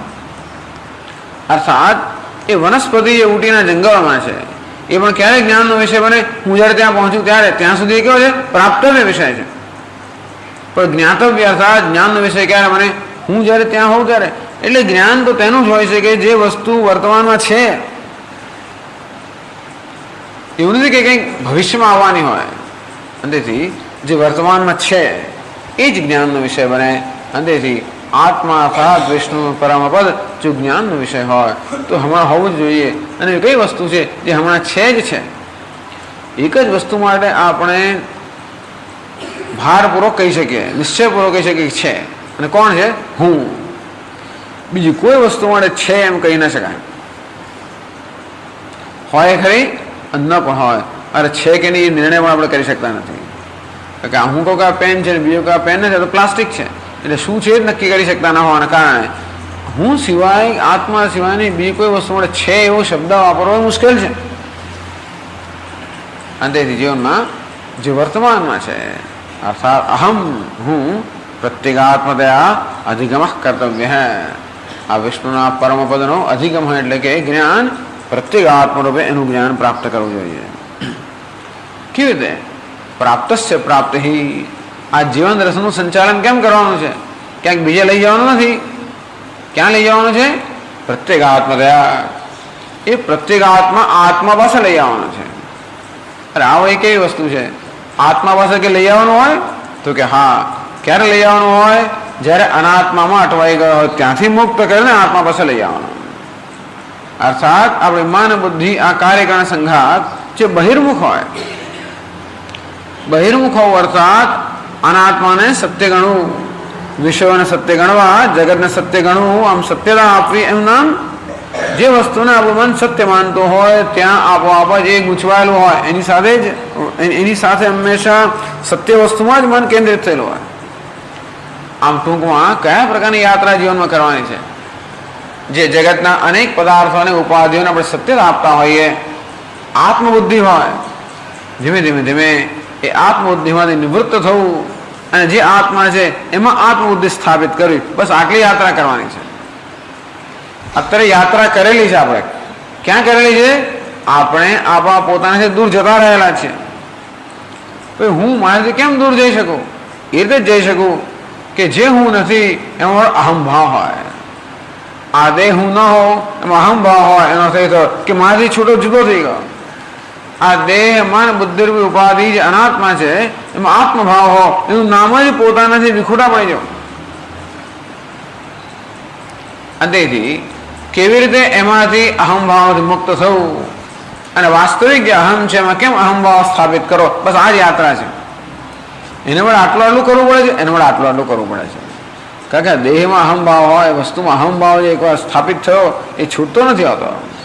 મમોભાવ સ્થાપિત થયો એ નથી છૂટતો હોતો. તેથી એ પ્રકારની યાત્રા કરવાની છે કે અહમભાવ જે અનાત્મામાં અત્યારે છે એમાંથી મુક્ત કરીને આત્મામાં સ્થાપિત કરવો. બસ આટલી યાત્રા છે. એ કેમ કરવું? એટલે કે છે અધુના યત પદમ ગંતવ્યમ તસ્ય ઇન્દ્રિયાણી સ્થૂલાની આરભ્ય. ઇન્દ્રિયાણી સૌથી સ્થૂળમાં સ્થૂળ કોણ છે? ઇન્દ્રિયો. તે અહમભાવ એટલે ઇન્દ્રિયો સ્થૂળ હોય કે ના હોય એમાં આપણે ચિંતા નથી. આપણે ક્યાં ચિંતા છે? આપણો અહમભાવ ક્યાં છે? તો સૂક્ષ્મ સ્થૂળ સ્તર પર અહમભાવ થતો હોય છે.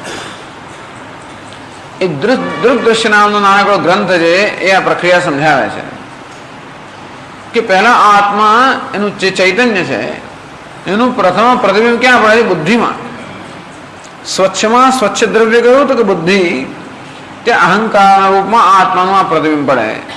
એ પહેલું પ્રતિબિંબ. એ અહંકાર મન સાથે તાદાત્મ્ય થાય, એ મનમાં અહમભાવ જન્મે. મન વળી ઇન્દ્રિયો સાથે જોડાયેલી હોય, ઇન્દ્રિયોમાં તાદાત્મ્ય જન્મે. ઇન્દ્રિયો દેહ સાથે જોડાયેલી હોય, દેહમાં તાદાત્મ્ય જન્મે. દેહ વળી બીજા સાથે જોડાયો, પત્ની સાથે જોડાયો, પુત્ર સાથે જોડાયો, ઘર સાથે જોડાયો, અનેક સાથે જોડાયો, એમાં તાદાત્મ્ય જન્મે. દેહ કેમ ચેતન બન્યો? પેલા અહંકાર ચેતન બન્યો, પછી બુદ્ધિ ચેતન બની, પછી મન ચેતન બન્યું, ઇન્દ્રિયો ચેતન બની, પછી દેહ ચેતન બન્યો. એટલે આપણે એમ કહીએ કે આ દેહ કેવો છે? સ્થૂળ. એને સૂક્ષ્મ કહ્યું? ઇન્દ્રિયો. એને સૂક્ષ્મ કહ્યું તો કે મન. એને સૂક્ષ્મ કહ્યું તો કે બુદ્ધિ. સૂક્ષ્મ કયો? અહંકાર. અને સૂક્ષ્માદિ સૂક્ષ્મ તો કે આત્મા. સૂક્ષ્મ અર્થાત સ્થૂળનો અર્થ એ છે કે જ્યાં આપણો આત્મભાવ છે એને સૂક્ષ્મ સ્તર પર આત્મભાવ જેમ જેમ લઈ જતા જઈએ અને અંતે આત્મામાં જ આત્મભાવ જન્મે, એનું નામ આપણી યાત્રા સમાપ્ત થઈ. કયા પ્રકારની યાત્રા છે?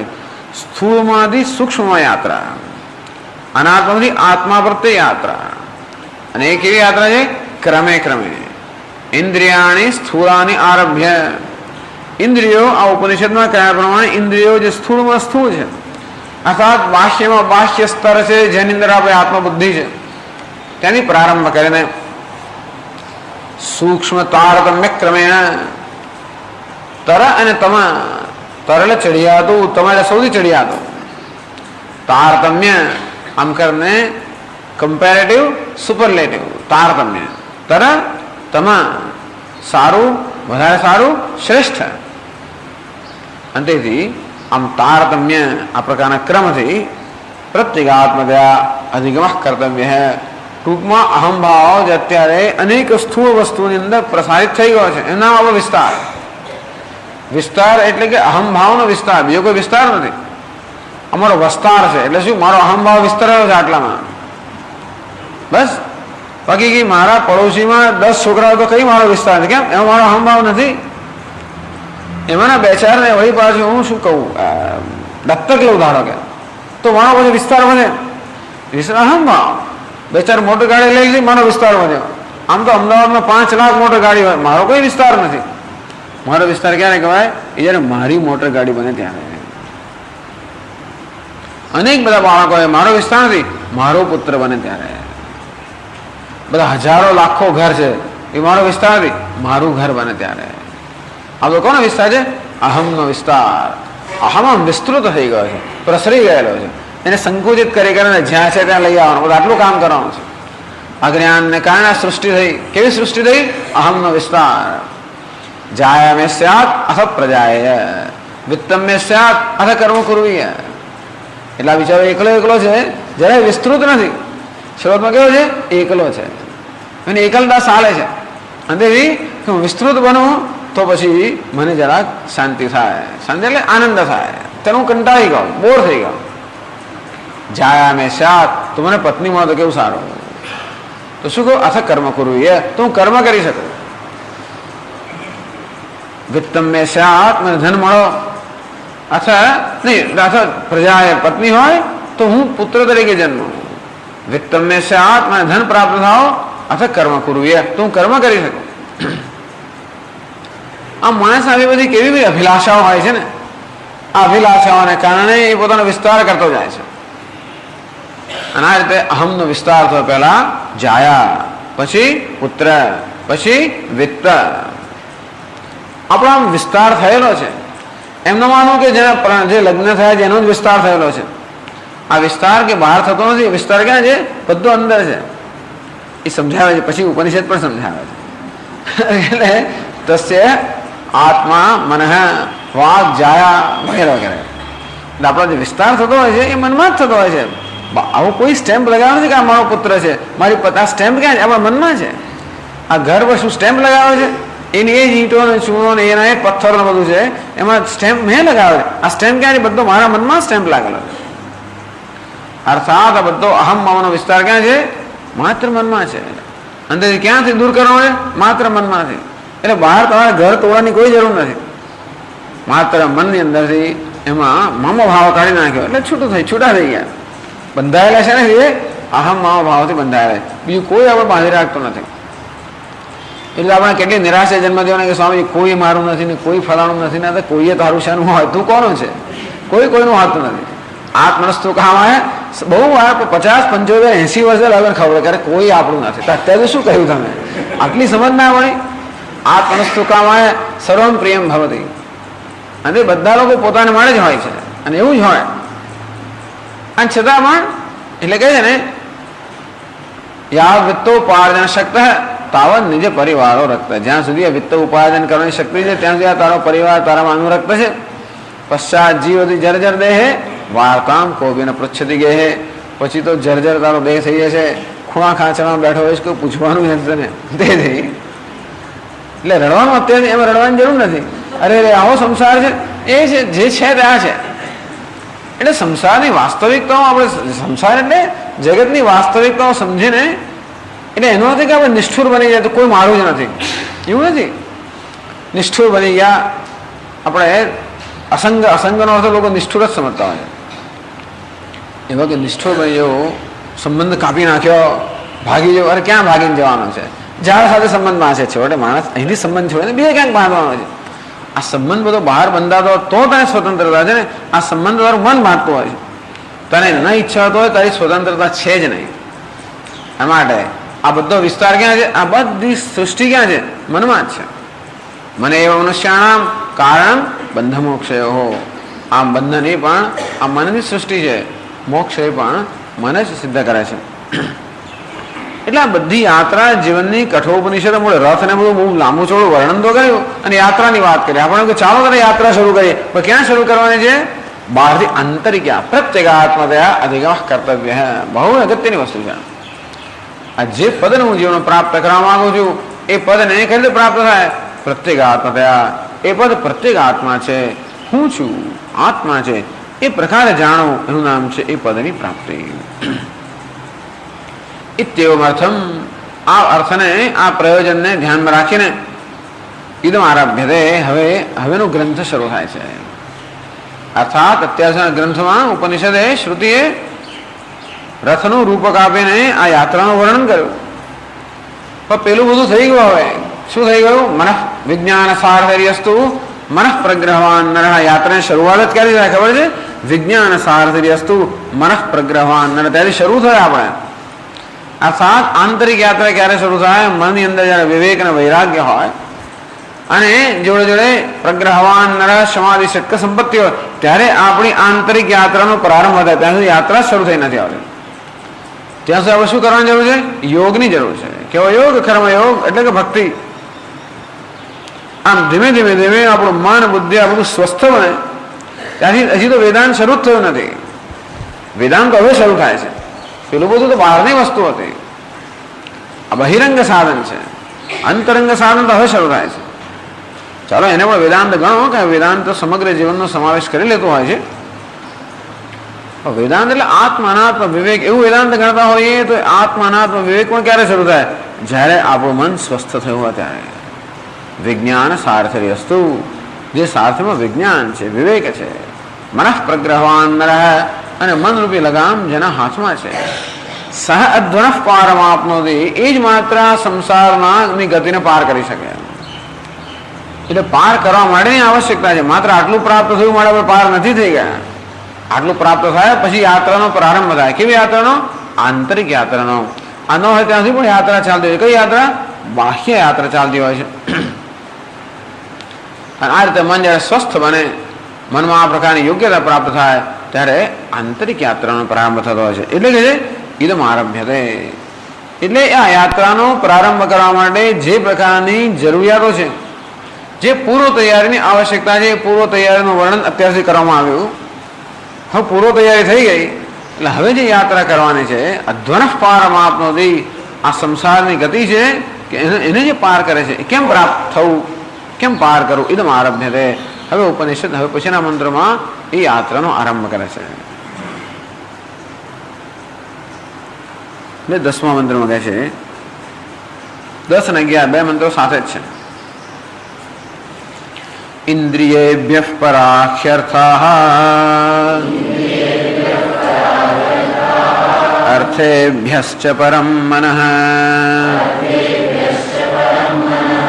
મનસસ્તુ પરા બુદ્ધિઃ બુદ્ધેરાત્મા મહાન પરઃ મહતઃ પરમવ્યક્તમ અવ્યક્તાत् પુરુષઃ પરઃ પુરુષાન્ન પરમ કિંચિત સા કાષ્ઠા સા પરાગતિઃ.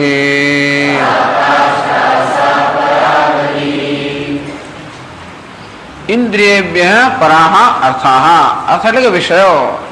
આ જે વિષયો છે એ ઇન્દ્રિય કરતા પર એટલે કે ચડિયાતા છે, સૂક્ષ્મ છે. અર્થેભ્યશ્ચ પરમ મનઃ, અર્થ અર્થાત વિષયો કરતા પણ મન જે છે એ ચડિયાતું છે, પર છે, સૂક્ષ્મ છે. મનસસ્તુ પરા બુદ્ધિ, બુદ્ધિથી પણ સૂક્ષ્મ ચડિયાતું, એનું ઉપરી કોણ છે? બુદ્ધિ. બુદ્ધે આત્મા મહાન પરઃ, આ બુદ્ધિ અર્થાત વ્યક્તિગત બુદ્ધિ કરતા પણ કોણ ચડિયાતું છે? એનું પણ સ્વામી કોણ છે, અથવા એનો પણ અધિપતિ કોણ છે? તો કે મહાન એટલે સમષ્ટિ બુદ્ધિ. અર્થાત વ્યક્તિગત અહંકાર કરતા સમષ્ટિ અહંકાર છે, વધારે ચડિયાતો છે. મહતઃ પરમ અવ્યક્તમ, આ મહત તત્વ કરતા અર્થાત સમષ્ટિ અહંકાર કરતા કે સમષ્ટિ બુદ્ધિ કરતા પણ કયું ચડિયાતું છે? તો કે અવ્યક્તમ. એનું પણ જે કારણ છે એ એનાથી ચડિયાતું છે. અવ્યક્ત અર્થાત માયા. અવ્યક્તાत् પુરુષઃ પરઃ, અવ્યક્ત કરતા પ્રકૃતિ કરતા માયા કરતા પણ કોણ પર છે? પુરુષ. પુરુષ એટલે પરમાત્મા, પ્રત્યેગાત્મા. પુરુષ પુરુષ, પુરુષનો શબ્દનો અર્થ સમજાવે શંકરાચાર્ય, પૂર્ણત્વા, જે પૂર્ણ છે એ પરમાત્મા ચડિયાતો છે. એનાથી કોણ ચડિયાતું છે? પુરુષાત્મા પરમ કિંચિત, પુરુષ કરતા પરમાત્મા કોઈ ચડિયાતું નથી, અર્થાત કોઈ વધારે સૂક્ષ્મ નથી, કોઈ એનાથી ચડિયાતું નથી. સા કાષ્ઠા સા પરાગતિ, સા પરાકાષ્ઠા, એ જ પરાકાષ્ઠા, સા પરાગતિ, એ જ પરાગતિ. અર્થાત આ બધું સૂક્ષ્મતા, મહત્તા, બધાનું તારતમ્ય, આ બધી વસ્તુનો અંત ક્યાં આવે? આ બધા વિચારનો કે યાત્રાનો કે અંત છે કે નહીં? તો અંત છે. ક્યાં છે? પુરુષ. આ પુરુષને પરમાત્માને પ્રાપ્ત કરો એ જ પરાકાષ્ઠા છે. અર્થાત આ સૂક્ષ્મતાની આ બધાની પરાકાષ્ઠા ક્યાં છે? આ પરમાત્મામાં. સા પરાગતિ, આ ગતિ જે આપણી યાત્રા ચાલે છે એ પણ ક્યાં જઈને અટકે છે? બેને આ પરમાત્મામાં. એટલે યદ ગત્વા ન નિવર્તન્તે, જે પ્રાપ્ત કર્યા પછી પાછા ન ફરવાનું હોય. અથવા યલ્લાભસ્ય ના પરો લાભ, યલ્લાભાન ના પરો લાભ, જે લાભ કરતા કોઈ પરમ લાભ નથી, જે સુખ કરતા કોઈ પરમ સુખ નથી, જે જ્ઞાન કરતા કોઈ પરમ જ્ઞાન નથી. એને કહેવાય છે પરાકાષ્ઠા પરાગતિ. બસ આ બે મંત્રની અંદર આખી યાત્રા વર્ણવી.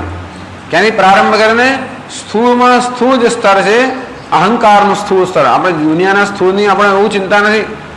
કયું સ્થૂળ સ્તર છે? અહંકારના સ્થૂળમાં સ્થૂળ સ્તરથી પ્રારંભ કરીને અહંકારના સૂક્ષ્મમાં સૂક્ષ્મ સ્તર સુધીની યાત્રા એટલે આપણી આ જીવન યાત્રા, આધ્યાત્મિક યાત્રા. પેલી બધી ભૌતિક યાત્રા હોય છે. જો કે બધી યાત્રાની પાછળ આ જ યાત્રા હોય છે. ભલે બદ્રીનાથ જાઓ કે કેદારનાથ જાઓ, છોડે ફરી ફરીને ક્યાં જઈએ છે? બદ્રીનાથ એટલે આ જ પ્રત્યેગાત્મા. ટૂંકમાં આપણે ભગવાનના દર્શન કરવા જઈએ તો ભગવાન કયો છે? પ્રત્યેગાત્મા જ છે. પણ જીવનની પણ યાત્રા કઈ છે? સ્થૂળમાંથી સૂક્ષ્મ, અર્થાત અહંકારના સ્થૂળમાં સ્થૂળ સ્તરથી માંડીને અહંકારના સૂક્ષ્મમાં સૂક્ષ્મ સ્તર સુધીની યાત્રા. એટલી સૂક્ષ્મતા કે જેનાથી વધારે સૂક્ષ્મતા ન હોઈ શકે, એવી સૂક્ષ્મતા કે જ્યાં સૂક્ષ્મતાનો ખ્યાલ પણ ન હોય એ પ્રકારની સૂક્ષ્મતા. જ્યાં પણ સૂક્ષ્મતાનો ખ્યાલ હોય તો એના કરતાં વધારે સૂક્ષ્મ હોવું જ જોઈએ. અર્થાત જ્યાં સૂક્ષ્મતા, ચડિયાતા પણ, આંતરિક પણ, આ બધા ખ્યાલો પણ નથી, એ અહંકારનું સૂક્ષ્મમાં સૂક્ષ્મ સ્તર છે, ત્યાં સુધીની યાત્રા. હવે ભાષ્યમાં સમજાવે છે શંકરાચાર્યજી.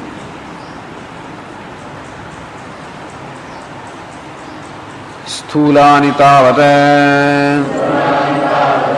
ઇન્દ્રિયાણિ તાનિ યૈઃ અર્થૈઃ આત્મપ્રકાશનાય આરબ્ધાનિ તેભ્યઃ ઇન્દ્રિયેભ્યઃ સ્વકાર્યેભ્યઃ પરાઃ हि अर्थाः सूक्ष्माः महान्तश्च प्रत्यगात्मभूताश्च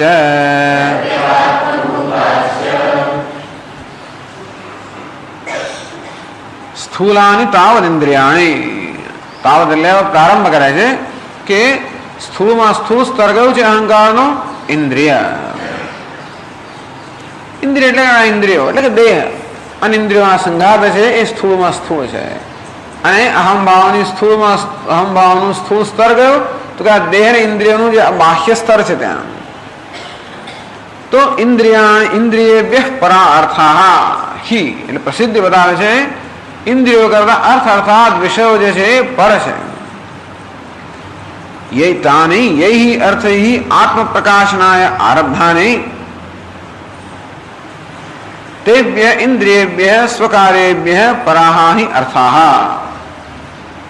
આ ઉપનિષદમાં જરાક થોડુંક વિશિષ્ટ છે. આમ સામાન્ય રીતે વિષયો કરતા ઇન્દ્રિયો સ્થૂળ હોય એવું કહેવામાં આવે છે. કારણ કે વિષયો સ્થૂળ છે, ઇન્દ્રિયો સૂક્ષ્મ છે. વિષય એક જ સ્થળે હોય, ઇન્દ્રિયો કોઈ પણ સ્થળે હોઈ શકે. વિષય ન હોય તો પણ ઇન્દ્રિય હોવાને કારણે ઇન્દ્રિયો સ્વતંત્ર છે, વિષય પરતંત્ર છે. ઇન્દ્રિય સૂક્ષ્મ છે, વિષય સ્થૂળ છે. ઇન્દ્રિય વધારે વ્યાપક છે, વિષય મર્યાદિત છે. આમ હોવાને કારણે સામાન્ય રીતે ઇન્દ્રિયોને વિષય કરતા સૂક્ષ્મ ગણવામાં આવે છે. વિષયો જે છે પંચમહાભૂતોના તમસ અંશમાંથી બનેલા છે. આપણી જ્ઞાનેન્દ્રિયો છે પંચમહાભૂતના સત્વ અંશમાંથી બનેલી હોવાને કારણે સત્વ એ તમસ કરતા સૂક્ષ્મ છે. અને તેથી એમ કહેવાય કે ઇન્દ્રિયો આ વિષયો કરતા સૂક્ષ્મ છે. પણ એ શું કહે છે? ઇન્દ્રિયો કરતા વિષયો સૂક્ષ્મ છે. એટલે વિષયનો અર્થ માત્ર આ વિષય એટલે કે આ ફૂલ એવો નહીં ગણવાનો, પરંતુ ફૂલનો સંપર્ક થવાને કારણે જે પ્રકારનો અનુભવ જન્મે છે એ અનુભવને આપણે અહીં વિષય કરવાનો, એટલે એની તન માત્રા. આ વિષય જ અત્યારે ઇન્દ્રિયોનો વિષય છે, ઇન્દ્રિયના જ્ઞાનનો વિષય છે. આ ફૂલ દાખલા તરીકે એ પંચમહાભૂત જેને પંચીકૃત પંચમહાભૂત કહેવાય. આપણે તત્વબોધમાં શીખી ગયા કે જગતની સૃષ્ટિમાં જ્યારે પહેલા મહાભૂતો 5 આકાશ, વાયુ, અગ્નિ, જળ, પૃથ્વી આમ પંચમહાભૂતોનું જ્યારે સર્જન થાય ત્યારે પ્રારંભમાં બધા મહાભૂતો એની સૂક્ષ્મ અવસ્થામાં હોય, એને તન માત્રા કહેવામાં આવે. એ પંચમહાભૂતોમાં સત્વ, રજસ અને તમસ 3 અંશ હોય. એના પંચમહાભૂતોના સત્વ અંશમાંથી આપણી 5 જ્ઞાનેન્દ્રિયોનું સર્જન થયું અને પંચમહાભૂતોના સમષ્ટિ સત્વંશમાંથી આપણા મન બુદ્ધિનું સર્જન થયું. પંચમહાભૂતના રજસ અંશમાંથી આપણી કર્મેન્દ્રિયોનું સર્જન થયું. અને પંચમહાભૂત 5 કર્મેન્દ્રિયો અને પંચમહાભૂતના સમષ્ટિ રજસ અંશમાંથી આપણા આ પ્રાણનું સર્જન થયું. અને પછી એ પંચમહાભૂતોનો જે તમસ અંશ છે એ તમસ અંશનું પરસ્પર મિલન થયું, પરસ્પર મિશ્રણ થયું. એમ કરીને એ શું બન્યા? સ્થૂળ બન્યા. અત્યાર સુધી સૂક્ષ્મ હતા, હવે એનું સ્થૂળીકરણ થયું. અને એ પંચમહાભૂતના તમસ અંશનું સ્થૂળીકરણ થયા પછી એમાંથી આ દેહ અને આ જગતના વિષયોનું સર્જન થયું. આ પ્રકારે વેદાંતમાં સર્જનની પ્રક્રિયા સમજાવે છે. આ વૈજ્ઞાનિક હોય કે ના હોય, વૈજ્ઞાનિક નથી એવો કે હેતુ નથી. વૈજ્ઞાનિક લોકો ઇન્દ્રિય સર્જનની કે મનના સર્જનની વાત કરતા જ નથી હોતા. વૈજ્ઞાનિક લોકો માત્ર સ્થૂળ સર્જનની વાત કરતા હોય છે. પણ ચાલો જે હોય તે, પણ આ પ્રકારના સર્જનની પ્રક્રિયાનો પણ ઉપયોગ આમાં થતો હોય છે કે તમસ કરતા રજસ સૂક્ષ્મ હોય, રજસ કરતા સત્વ સૂક્ષ્મ હોય. પરંતુ જ્યારે અહીં કઠોપનિષદ કહે છે કે ઇન્દ્રિયેભ્ય પરા અર્થા, અર્થો અર્થાત વિષયો આપણે ઇન્દ્રિયો કરતા પર એટલે કે ચડિયાતા છે. તેનો અર્થ એવો સમજવાનો કે વિષયો અર્થાત સૂક્ષ્મ તન માત્રાઓ, જે સૂક્ષ્મ તન માત્રાઓ આપણામાં અનુભવ ઉત્પન્ન કરતી હોય, જેને કારણે ઇન્દ્રિયો, ઇન્દ્રિયો શેને માટે છે? ઇન્દ્રિયો વિષયના અનુભવ કરવા માટે છે. એટલે શંકરાચાર્ય સમજાવે છે કે યૈહિ અર્થૈહિ આત્મ પ્રકાશનાય ઇન્દ્રિયાણી આરબ્ધાની. જાણે કે આ જગતના વિષયોએ પોતાની જરૂરિયાત માટે આ ઇન્દ્રિયોને ન ઉત્પન્ન કરી હોય. એટલે તમે જુઓ, વાત સાચી જ છે. સૃષ્ટિની આપણે પ્રક્રિયા જોઈએ તો જગતના પદાર્થો ઉત્પન્ન ધીમે ધીમે પછી જીવ તો આવે. જગત તો બ્રહ્માંડની ઉત્પત્તિ 20 અબજ વર્ષ પહેલા થઈ અને પૃથ્વી સૂર્યમાંથી ક્યારે છૂટી પડી? 4 અબજ વર્ષ પહેલા લગભગ. ધીમે ધીમે ધીમે ઠંડી પડતી ગઈ, ઠંડી પડતી ગઈ, એમ કરીને કેટલા બધા અબજ વર્ષો એમાં એમાં થઈ ગયા. અને ભાઈ થોડા કંઈક લાખ કેટલાક વર્ષ પહેલા ધીમે ધીમે પછી એક આ જીવ ભાવ અર્થાત ચેતનની અભિવ્યક્તિ થઈ ગઈ. એટલે ચેતનની અભિવ્યક્તિ થયા પહેલા તો જગતમાં બીજી બધી વસ્તુઓ સર્જાયેલી હતી. એટલે એમ કહી શકાય કે જગતના વિષયો બધા છે, શબ્દ, સ્પર્શ, રૂપ, રસ, ગંધ, એની ઉત્પત્તિ પહેલા થઈ. પછી કોની ઉત્પત્તિ થઈ? એક ઇન્દ્રિય વાળા જીવની, પછી 2 ઇન્દ્રિય વાળા જીવની, પછી 3 ઇન્દ્રિય વાળા જીવની, 4 ઇન્દ્રિય વાળા જીવની અને 5 ઇન્દ્રિય વાળા જીવની. આ મનુષ્ય જે છે એ ઉત્ક્રાંતિના ક્રમમાં છેલ્લામાં છેલ્લો છે. એક મનુષ્ય એવો છે જેને 5 જ્ઞાનેન્દ્રિયો છે. મનુષ્ય તરફ જીવો હોય એમનામાં 5 જ્ઞાનેન્દ્રિયો હોય તો આટલી હોય તોય પણ આટલી તીવ્ર એની માત્રામાં નથી હોતી. આમ જગતમાં એટલા એવા જીવો છે જેને માત્ર 1 જ ઇન્દ્રિય હોય, બીજા એવા જીવો છે જેને 2 ઇન્દ્રિય હોય, બીજા એવા છે જેને 3 ઇન્દ્રિય હોય, 4 હોય અને 5 ઇન્દ્રિય હોય. અને તેથી આ ઇન્દ્રિયોની ઉત્ક્રાંતિ ધીમે ધીમે થતી ગઈ. કેમ થતી ગઈ? જેમ જેમ વિષયોનો અનુભવ લેવાની આવશ્યકતા ઉત્પન્ન થતી ગઈ તેમ તેમ એના રિસ્પોન્સમાં અર્થાત એના પ્રતિભાવ રૂપે આ ઇન્દ્રિયો ધીમે ધીમે ઉત્પન્ન થતી ગઈ. જો કદાચ 6ઠ્ઠો વિષય જગતમાં હશે તો 6ઠ્ઠી ઇન્દ્રિયો ઉત્પન્ન થશે. હવે આપણે ઇન્દ્રિયો ઉત્પન્ન કરતા જઈએ છીએ. સૂક્ષ્મ દર્શક યંત્ર, દૂરદર્શક યંત્ર, આ બધા યંત્રો શું છે? એ ઇન્દ્રિયો જ છે. અર્થાત આપણે ઇન્દ્રિયોનો વિસ્તાર છે. આમ આ બધા યંત્રો એમ કહે છે અંગ્રેજીમાં કે necessity is the mother of invention. જરૂરિયાતમાંથી બધી હંમેશા શોધખોળ થતી હોય. માણસ શોધખોળ ક્યારે કરે? જરૂરિયાતમાંથી. આમ તે સૂક્ષ્મ પદાર્થ હોવાને કારણે સૂક્ષ્મ દર્શક યંત્રની રચના થઈ. એમ કહી શકાય કે બોલો કયું વસ્તુ હવે સૂક્ષ્મ કહેવાય? આ યંત્ર જે આપણે સૂક્ષ્મ પદાર્થના દર્શન કરાવે છે એ સૂક્ષ્મ, કે પદાર્થ જેના આપણે યંત્ર દર્શન કરીએ એ સૂક્ષ્મ? કોણ સૂક્ષ્મ કહેવાય? કોણ ચડિયાતો છે? પહેલું કોણ હતું? પેલો પદાર્થ હતો. એ પદાર્થ એ જાણે કે પોતાની જરૂરિયાત પહેલા જણાવી કે મારા દર્શન થવા જોઈએ, હું છું અને માટે મારો અનુભવ કરો. એવા અનુભવની પ્રેરણા આપણામાં જન્મી અને એ અનુભવ કરવા માટે આપણે આ યંત્રની રચના કરી. એવું ખરું કે નહીં? આપણે તો હમણાં દૂરબીનો બનાવીએ છીએ, બરોબર છે. આ તારાઓ હમણાં જોઈએ છે એ તો કંઈક અબજો વર્ષોથી છે. પણ એ તારાઓ આપણને આમ પ્રેરણા આપે છે, આપણને નિમંત્રણ આપે છે, આપણામાં એક પ્રકારની આવી ઈચ્છા ઉત્પન્ન કરે છે કે મને જુઓ, મને જુઓ, આમ ચંદ્ર ત્યાં બેઠેલો છે, મને પામો, મારી પાસે આવો, એમ કરીને આપણામાં આ પ્રકારની પ્રેરણા ઉત્પન્ન કરે છે. જગતના વિષયો શું કરે છે? ઇન્દ્રિયોની અંદર આ પ્રકારનું આકર્ષણ ઉત્પન્ન કરે છે. પોતાને આકર્ષિત કરીને ઇન્દ્રિયો પાસે અનેક પ્રકારનું કાર્ય કરાવતી હોય છે. નહીતર એટલે જેવો તમે આપણને પેલો રેડિયાનો અવાજ સંભળાવો બાજુના ઘરમાં હો, પેલું ગાયન હોય તરત આપણે ચાલુ કરી દઈએ. ટીવીનો આમ જરાક અવાજ અહીં સાડા થઈ ગયા, ચાલુ કરો. આમ આપણે બધું ચાલુ કેમ કરતા હોઈએ છીએ કે ટીવી જ કેમ આવ્યો? દૂર જે વસ્તુ છે એને જોવાની આવશ્યકતા ઉત્પન્ન થાય એટલા માટે. અર્થાત આ બધી વસ્તુઓ આપણામાં આકર્ષણ ઉત્પન્ન કરીને આપણી પાસે વસ્તુ કરાય અને આપણે ઇન્દ્રિયોને આકર્ષે. ઇન્દ્રિયો કોણ નિયમનમાં રાખે છે? ઇન્દ્રિયો કોને નિયંત્રિત છે? આ પદાર્થોથી નિયંત્રિત છે. સ્થૂળ પદાર્થોથી નહીં, પરંતુ સ્થૂળ પદાર્થોમાંથી જે સૂક્ષ્મ અનુભવ થતો હોય છે એ સૂક્ષ્મ અનુભવ હંમેશા ઇન્દ્રિયોને આકર્ષતા હોય છે. અને તેથી એ સૂક્ષ્મ અનુભવ પ્રાપ્ત કરવા માટે જ્યાં ઇન્દ્રિયોનું સર્જન ન થયું હોય, એટલે કે શંકરાચાર્યજી યહી અર્થ યહી આત્મ પ્રકાર, બધી વસ્તુનું એમને જ્ઞાન છે. કોઈ વસ્તુ એમની જ્ઞાનની બહાર નથી. કોઈ પણ વિષય આમાં આવી ગયો હોય બધામાં એમની સૂક્ષ્મ દ્રષ્ટિ છે જ.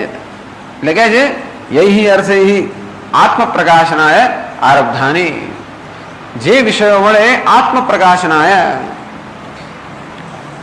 વિષય જ્ઞાનાય, પોતાના જ્ઞાન માટે અર્થાત આ વિષયો એ પ્રકારની જાણે કે માંગે ના કરતા હોય કે મારો અનુભવ કરો, મારું જ્ઞાન પ્રાપ્ત કરો, એમ કરીને કરાવડાવે ઇન્દ્રિયો ઉત્પન્ન થઈ.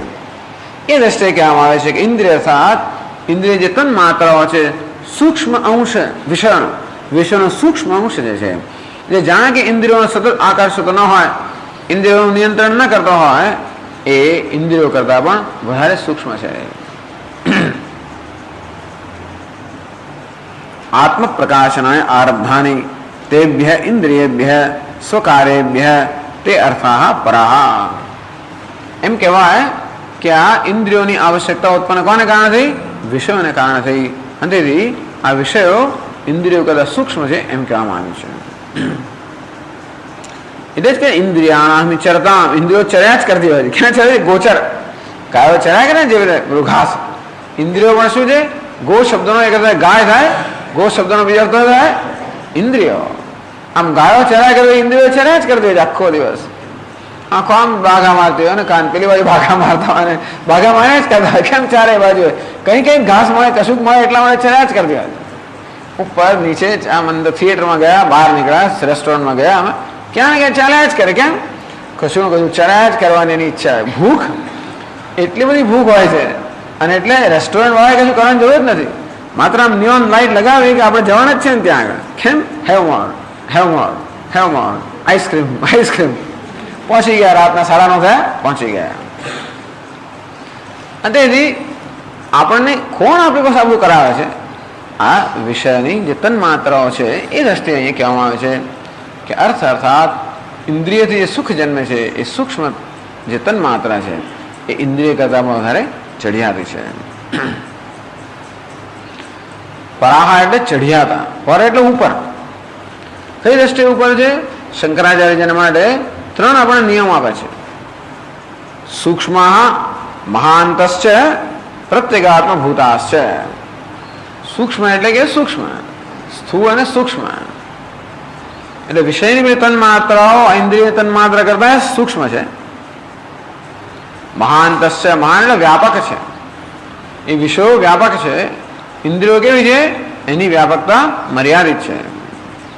એટલે પેલી બાજુ એક વાર ખેંચી જાય, બીજી કાલે ત્યાં લઈ જાય, પણ અમને પેલી બાજુ લઈ જાય. એટલે આમ માણસ આમ સતત ખેંચાયા જ કરતો હોય ને બિચારો. ચારે બાજુથી એને જ્યાં ખેંચવામાં ના આવતો હોય. બડા સ્વામી વર્ણન કરે એક વાર કે ઘરની એક આ માણસ બિચારો ઘરની અંદર એનો દીકરોનો પગ પકડીને ખેંચે ને પત્ની હાથ પકડીને ખેંચે ને પેલો બીજું ખેંચે. ચારે બાજુ ખેંચાયા જ કરતો આ માણસ. એક માણસ એકવાર લગ્ન થયા ને એટલે જે ખેંચાણ શરૂ થયું. માં એને આ બાજુ ખેંચે, પત્ની પેલી બાજુ ખેંચે, પુત્ર જન્મ્યો હોય ત્રીજી બાજુ ખેંચે, બહેન પછી ચોથી બાજુ ખેંચે. આ માણસ ખેંચાયા જ કરતો હોય, સતત ખેંચતા ચાલે. અને તે રીતે માણસ એક ખેંચનારાને કેવી રીતે આ ઇન્દ્રિયો તો આપણી આટલી જ છે, ખેંચનારા ચારે એ બાજુ હોવાને કારણે એમને વધારે વ્યાપક કહેવામાં આવે છે. એટલે કે મહાન તસ્ય એટલે કે વધારે વ્યાપક છે. પ્રત્યેગાત્મ ભૂતાશ્ચ, વળી પાછા પ્રત્યેગાત્મ ભૂતા પ્રત્યેગાત્મભૂતા એટલે એમના કરતા આંતરિક છે, સૂક્ષ્મ છે, વધારે વ્યાપક છે, આંતરિક છે. આંતરિક કોને કહેવાય? જે નિયમન કરતું હોય તે. હંમેશા આપણે ઓફિસમાં જતા હોઈએ તો પણ અંદર જઈને મળો. આપણે પૂછીએ ને ક્યાંક બહાર કોઈ કારકોને કોઈને બહાર કે મારે ફલાણું કામ, અંદર જઈને મળો. અંદર એટલે શું? અંદર એટલે કે સાહેબ હંમેશા અંદર જ હોય. સાહેબ અંદર અથવા કે ઉપર જાઓ, એમ શું કે ઉપર જાઓ કે અંદર જાઓ. સામાન્ય રીતે સાહેબની ઓફિસ ઉપર જ હોય. તમે જોજો 9 માળનું મકાન હોય ને, પેલાઓ ક્યાં બેસતા હોય? 9મા માળે જ બેસો. બોર્ડ રૂમ તો 9મા માળે જ હોય. પછી બીજી ડાયરેક્ટરો નીચે હોય, પછી મેનેજરોથી નીચે હોય. એમ સામાન્ય એવું હોય છે. જેમ ઉપર જઈએ આમ માનસિક રીતે પણ જેમ ઉપર જઈએ એમ આપણે ચઢિયા તો ના હોઈએ. મારો ફ્લેટ કયા માળા પર છે? સ્વામી 9મા માળા પર મારો ફ્લેટ છે. એટલે પેલા 8 માળા કરતા હું ચઢિયાતો છું. આમ તરત આપણે એવું લાગે છે, આમ હવામાં ઉપર ઉઠીએ એટલે પણ લાગે હું કંઈક ઉપર ચડ્યો.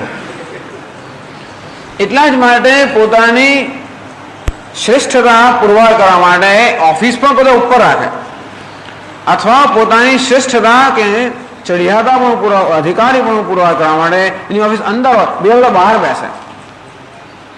એટલે એમના અસિસ્ટન્ટ, સબોર્ડિનેટ, એમના નીચલા અધિકારીઓ ક્યાં હોય? બધા હાથ નીચેના કામદારો બહાર હોય, અને પેલા સાહેબ ક્યાં હોય? અંદર હોય. અંદર હોય, ઉપર હોય. ચઢિયાતી વસ્તુ ક્યાં હોય? અંદર હોય, ઉપર હોય. જે ચઢિયાતું હોય, જે નિયંત્રણ કરનાર હોય, આપણે શું કે અંદર અથવા ઉપર, એટલે કે પરાહાર. અર્થાત આ બધા વિષયો જે છે એ ઇન્દ્રિયોનું નિયંત્રણ કરે છે, ઇન્દ્રિયોને આકૃષ્ટ કરે છે. આ બધું કરતા હોવાને કારણે એમને પ્રત્યેગાત્મા, અર્થાત એવું નથી કે ઇન્દ્રિયોનો આત્મા પેલો છે, પણ આત્મા જેવી રીતે અનાત્માનું નિયંત્રણ કરતો હોય, અંતે આ વિષયો પણ ઇન્દ્રિયોનું નિયંત્રણ કરતા હોવાને કારણે, વિષયો વધારે વ્યાપક હોવાને કારણે અને વિષયો ઇન્દ્રિયો કરતા સૂક્ષ્મ હોવાને કારણે ઇન્દ્રિયેભ્ય હિ પરાર્થા, અર્થાત સૂક્ષ્મ વિષયો ઇન્દ્રિયો કરતા પણ ચઢિયાતા છે. એટલે આનંદગીરી કહે છે પ્રત્યેક આત્મભૂતાશ્ચ પ્રત્યેક અનપાય સ્વરૂપભૂતા ઇત્યર્થ. સ્થાયી જે વધારે હોય એ પણ ચઢિયાતો કહેવાય. અસ્થાયીની સરખામણીમાં સ્થાયી વસ્તુ ચઢિયાતી કહેવાય. તો વિષયો સ્થાયી છે, ત્યાં જ છે, ઇન્દ્રિયોમાં અહીં છે, પછી ત્યાં છે ને વગેરે. તો એ દ્રષ્ટિએ પણ એટલે સૂક્ષ્મતન માત્રાઓ સ્થાયી છે, એ દ્રષ્ટિએ પણ પ્રત્યેગાત્મા કહેવામાં આવ્યા. અને આમ આ અર્થ એટલે યાત્રા, આનો અર્થ શું કરવાનો? ઇન્દ્રિયમાંથી આપણો અહમભાવનો ત્યાગ કરીને આ જે ઇન્દ્રિયના પણ વિષયો જે છે, જેમાં ઇન્દ્રિયોનું આકર્ષણ છે, તે અહમભાવ લાવો. એનો અર્થ એ થયો કે ઇન્દ્રિયમાંથી આપણે યાત્રા ક્યાં કરી? અર્થમાં કરી. પછી આગળ અર્થેભ્યશ્ચ પરમ મનઃ, અર્થ કરતા વિષયો કરતા મન પર છે. એ કઈ રીતે શંકરાચાર્ય સમજાવે છે? તેભ્યોપી અર્થેભ્યશ્ચ પરમ સૂક્ષ્મતરમ મહત પ્રત્યેગાત્મભૂતમ ચ મનઃ મનઃશબ્દવાચ્યમ મનસઃ આરંભકમ ભૂતસૂક્ષ્મમ.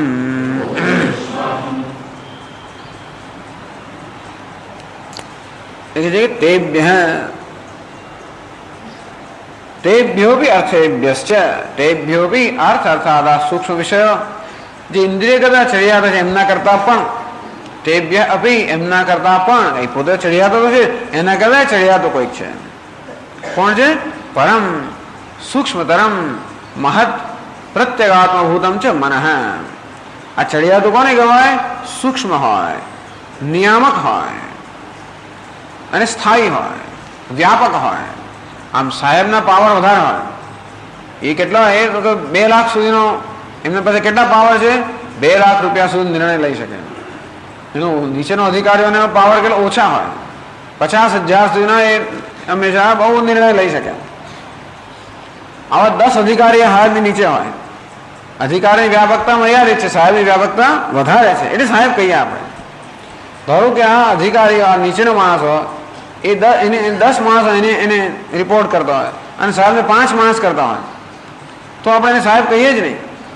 પરંતુ વધારે વધારે માણસો એના હાથ નીચે હોય એના પર શું કહે? એની સત્તા વધારે વ્યાપક છે.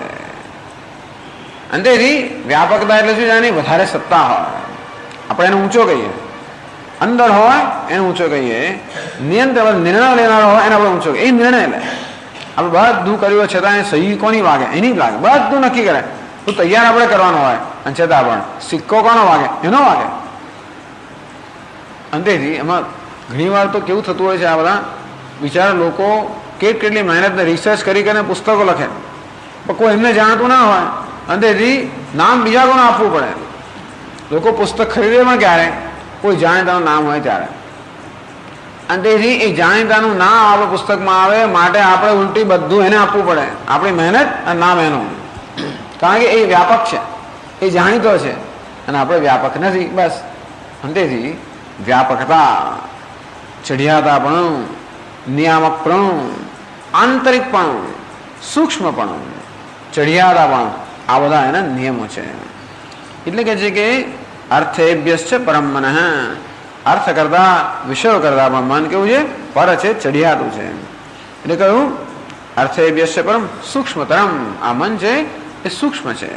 કેમ સૂક્ષ્મ છે? મહદ અર્થાત વધારે વ્યાપક છે. ઇન્દ્રિયોની વ્યાપકતા માત્ર પોતાના વિષય પૂરતી જ સીમિત હોય છે, જ્યારે મન તો દરેક ઇન્દ્રિયની પાછળનું સાધારણ કારણ હોવાને કારણે દરેક વિષયના જ્ઞાનમાં મન તો અંદર સંડોવાયેલું હોય છે.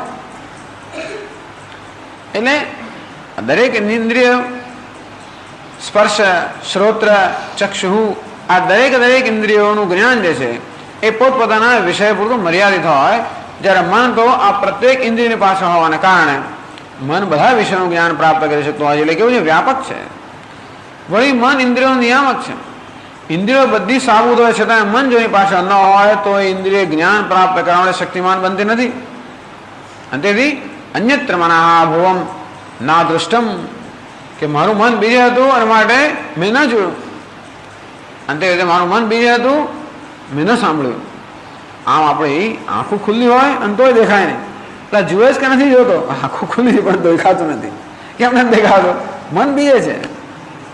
સાંભળો તો બધું સાંભળે, કશું મગજમાં ગયું ના હોય. કેમ? આમ સામે જઈને ઊભો તો છે પણ સાંભળે જ કરો કે નહીં? કચ્છી દે તો શ્રુતમ પાર્થ. આ બધું પ્રવચન સાંભળ્યું ખરું કે નહીં? એ પાર્થ. અંતેથી સાંભળે છતાંય ના સાંભળે, કારણ કે મન જો કાનની પાછળ ન હોય તો બધા શબ્દો કાન પર પડે પણ કંઈ અસર ના થાય, અંદર ના પહોંચે. અંતેથી આ ઇન્દ્રિયોનું નિયમન કોણ કરતો છે? મન.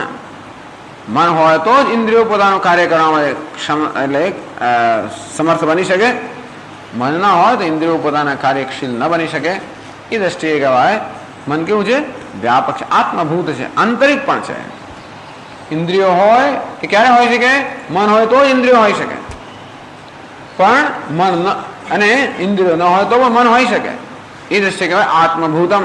આત્મભૂતમ અર્થાત જેમ આગળ કહ્યું કે ભાઈ ઇન્દ્રિયો હોય કે ન હોય તો પણ વિષયો તો છે જ, એ દ્રષ્ટિએ કહી શકાય. અહીં પણ ઇન્દ્રિયો હોય કે વિષયો હોય તો પણ આ મન તો હોય જ છે. વિષયો ન હોય તો પણ મન હોય છે. મારે મન કેવું છે? સ્વતંત્ર છે, આત્મભૂત છે. વિષયોની વ્યાપકતા પણ મર્યાદિત છે. મનની વ્યાપકતા સર્વ વિષયો પૂરતી હોવાને કારણે વિષયો કરતા મન ચઢિયાતું છે, વધારે વ્યાપક છે. વિષયોનું નિયંત્રણ કરનારું છે. એ દ્રષ્ટિએ મનને આ વિષયો કરતા, ઇન્દ્રિયો કરતા વધારે સૂક્ષ્મ ગણ્યું છે.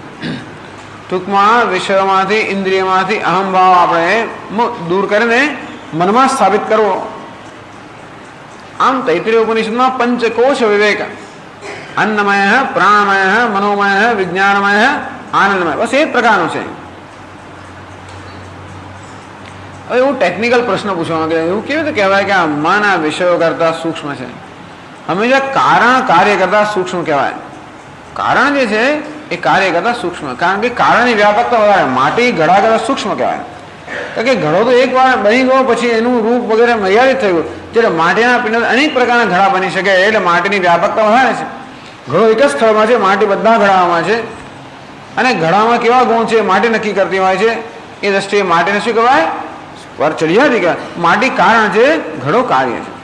આ પ્રકારે સૂક્ષ્મતાનો, વ્યાપકતાનો, ચઢિયાતાપણાનો, નિયમનનો બધા સંબંધો કાર્ય કારણે લાગુ પડે છે.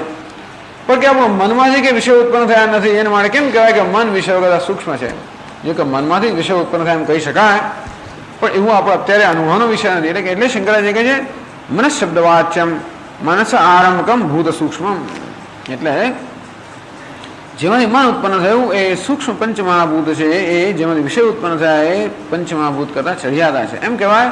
અથવા આપણે જેમ ચર્ચા કરી તેમ મન આ વિષયો કરતા વ્યાપક છે, ચડિયાતું છે, એનું નિયંત્રણ કરનારું છે, આંતરિક છે, અને માટે મન આ વિષયો કરતા ચડિયાતું છે. યદ્યત અધીનમ તત્તત અસ્ય પરમ યદ્યત અધીનમ તત અસ્ય અપરમ ઇતિ. જે વસ્તુ પરાધીન હોય એ ઉતરતી છે, જે વસ્તુ સ્વતંત્ર હોય એ ચડિયાતી છે. આ મન સ્વતંત્ર છે, વિષયો પરાધીન છે. વિષયનો ક્યારે અનુભવ થાય? મન જ્યારે હોય ત્યારે. તેથી મન ચડિયાતું છે, વિષય ઉતરતા છે. એટલે કે છે અર્થેભ્યશ્ચ પરમ મન. પછી આગળ છે મનસશ્ચ પરાબુદ્ધિ. તો આગળ મનસસ્તુ પરાબુદ્ધિ કે છે આગળ સંકલ્પ વિકલ્પાદિ આરંભકત્વાत् મનસોપી પરા સૂક્ષ્મતરા મહત્તરા પ્રત્યેગાત્મભૂતા ચ બુદ્ધિશબ્દવાચ્યમ અધ્યવસાયાદે આરંભકમ ભૂત સૂક્ષ્મમ. મનસસ્તુ પરા બુદ્ધિ. આ મન કરતા બુદ્ધિ ચડિયાતી છે. મન કેવું છે? સંકલ્પ વિકલ્પાદિ આરંભકત્વાત. એટલે મનનો સ્વભાવ છે સંકલ્પ વિકલ્પ. અહીં શંકરાચાર્ય એમ કહેવા માંગે છે કે જે સૂક્ષ્મ પંચમહાભૂતમાંથી સંકલ્પ વિકલ્પાત્મક મન ઉત્પન્ન થયું એના કરતા જે સૂક્ષ્મ પંચમહાભૂત બુદ્ધિ ઉત્પન્ન થઈ એ પંચમહાભૂત ચડિયાતા છે. એવું ટેકનિકલી કહેવાય, પણ મન કરતા બુદ્ધિ ચડિયાતી છે. મન કોને કહેવાય? જ્યાં સંકલ્પ વિકલ્પ નામ મન, અને બુદ્ધિ એટલે અધ્યવસાયાત્મિકા, જે નિશ્ચય થતો નામ બુદ્ધિ. તો સંકલ્પ ખરેખર તો આપણામાં એક જ મન છે, આપણું અંતઃકરણ એક જ છે. પણ એ અંતઃકરણ જ્યારે સંકલ્પ વિકલ્પ કરતો હોય તો આપણે મન કહેતા હોઈએ છીએ. એ જ અંતઃકરણ જ્યારે નિશ્ચય કરતો હોય તો આપણે બુદ્ધિ કહેતા હોઈએ છીએ. પણ બુદ્ધિની જે નિશ્ચયાત્મક અવસ્થા છે એ સંકલ્પ વિકલ્પ અવસ્થા કરતા સૂક્ષ્મ છે, ચડિયાતી છે. બધા સંકલ્પ વિકલ્પ પછી નિશ્ચય જન્મતા હોય છે. કોઈ શું નિર્ણય કરીએ પહેલા અનેક સંકલ્પ વિકલ્પ થાય. કોઈ નોકરી છોડી દો કે ના છોડી દો? છોડી દેવી જોઈએ. છોડી દઉં તો મને સમય મળે, અને તો હું કેસેટો સાંભળું, અભ્યાસ કરું, આમ કરું તેમ કરું. એવું નિશ્ચય થાય પછી કે ના ના પણ નોકરી છોડી દઉં તો બી પગાર ના મળે, પછી આપણી બચત કેટલી, ભવિષ્યમાં શું થાય, માદો પડો શું થાય, ફલાણું શું થાય. પછી કે નાટક કરો, પછી પાછું ક્લાસમાં આવે, ભાઈ બસ સાંભળ્યું તો છોડી દઉં. કેમ? તો કામ બધું ઘેર ગયા તો ખરું. એટલે આમ સંકલ્પ વિકલ્પ આમ હંમેશા આવું મનમાં થતું હોય ને. અને એમ કરી મન એને જેમ પેલું પેન્ડ્યુલમ હોય, આમથી આમ જાય, આમથી આમ જાય, આમથી આમ જાય, આમ જાય. આવી મનની અવસ્થાને કહેવાય, આવી અંતઃકરણની અવસ્થાને મન કહેવામાં આવે છે. મનસ સંકલ્પ વિકલ્પ. સામાન્ય રીતે કોઈ પણ નિશ્ચય થતા પહેલા આવા સંકલ્પ વિકલ્પોને મન પસાર થાય. કોઈને પસંદ કરતા પહેલા છોકરો પસંદ કર્યો, છોકરી પસંદ કર્યો, આ જોયું, પેલું જોયું, ફલાણું જોયું, બહુ બધું થાય. પેલા આ સારું છે, ફલાણું સારું છે, પેલું એમ કરી છેવટે નિર્ણય પર આવે કે બધા માર્ક લોકો તો ઘંટો આવે પાછા. બધા એમ કયા કયા ફેક્ટર રહ્યા અને કયા કયા એમ કરીને પછી આખું આપે ટોટલ. પછી કે હા આ બરાબર છે, આમ નિશ્ચય પર આવે. પછી સંકલ્પ વિકલ્પ જતા રહે. જો સરખો નિશ્ચય કર્યો નહીં તો નિશ્ચય પર આવે પછી બધા ચાલ્યા જ કરતા હોય છે. કર્યા પછી બધા કહે ભાઈ આમ ના કરે તો પેલું તો સારું સારું, એમ આખી જિંદગી બધે ચાલે છે. આને કહેતા જો સ્વામીજી પહેલા મને ફલાણું માગવા આવેલું, ત્યાં મેં પહેલા કર્યું હોત તો મેં 50 વર્ષ પછી લોકો કહે છે લગ્ન કર્યા પછી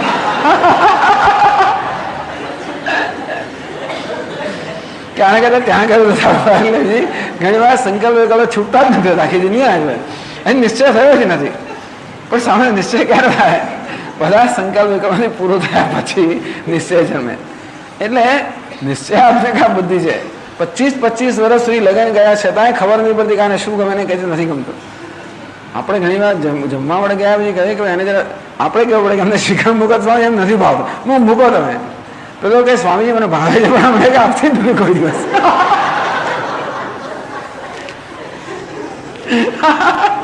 એ કહે કે સ્વામી હું જયારે પૂછ્યું કે અમે નથી ખાવા. હવે તમે કઈ રીતે પૂછ્યો છો ને બધું ઘણું અંદર રહેલું હોય. સ્વામી એક રીતે પૂછ્યું એટલે એને ખાવાનું ગમે ને. પેલા અમુક પૂછતા ના પણ ગમે, ખબર નથી આપણને. કહે છે કે 25 વર્ષ પછી મને આજે ખબર પડી કે અમને શ્રીખંડ ભાવે છે, મને કોઈ નથી ભાવતો. એટલે સંકલ્પ વિકલ્પ ક્યાંય પૂરા થતા જ નથી હોતા. પછી નિર્ણય જયારે જન્મે ત્યારે પછી બધા સંકલ્પ વિકલ્પ શાંત થઈ જાય. એટલે અધ્યવસાયાત્મિકા બુદ્ધિ સામે કોઈ અધ્યવસાય કે નિશ્ચય કરવામાં આવે, નિર્ણય લેવામાં આવે એ પહેલા મન અનેક સંકલ્પ વિકલ્પોથી પસાર થતું હોય છે. અને તેથી આ નિશ્ચયાત્મિકા મનની જે અવસ્થા છે એ સંકલ્પ વિકલ્પાત્મિકા અવસ્થા કરતા ચઢિયાતી છે. કારણ કે સંકલ્પ વિકલ્પ બધા મુક્ત દૂર થઈ જાય. એકવાર નિશ્ચય થયો પછી સંકલ્પ વિકલ્પ નહીં, રસ્તા પર આમ જો પેલી બાજુ આ સાચો, એકવાર નિર્ણય થઈ ગયો બસ પછી કોઈ પ્રશ્ન નથી. એટલે બુદ્ધિ મનનું નિયંત્રણ કરે. ખરેખર તો મનમાં જે અનેક પ્રકાર રાગ દ્વેષાત્મક મન છે આપણું, જ્યાં રાગ દ્વેષ રહેલા છે એનું નામ મન, અનેક આવેગો રહેલા છે એનું નામ મન. બુદ્ધિમાં વિવેક રહેલો છે, મનમાં આવેગો રહેલા છે. પણ આવેગો શેમાંથી ઉત્પન્ન થાય? બુદ્ધિમાંથી ઉત્પન્ન થયા છે. કોઈ ખરા ખોટા નિર્ણયો થવાને કારણે એ નિર્ણયો એવા દ્રઢ થઈ ગયા કે આવેગાત્મક બની ગયા. અત્યારે તો મન પૂછતું નથી.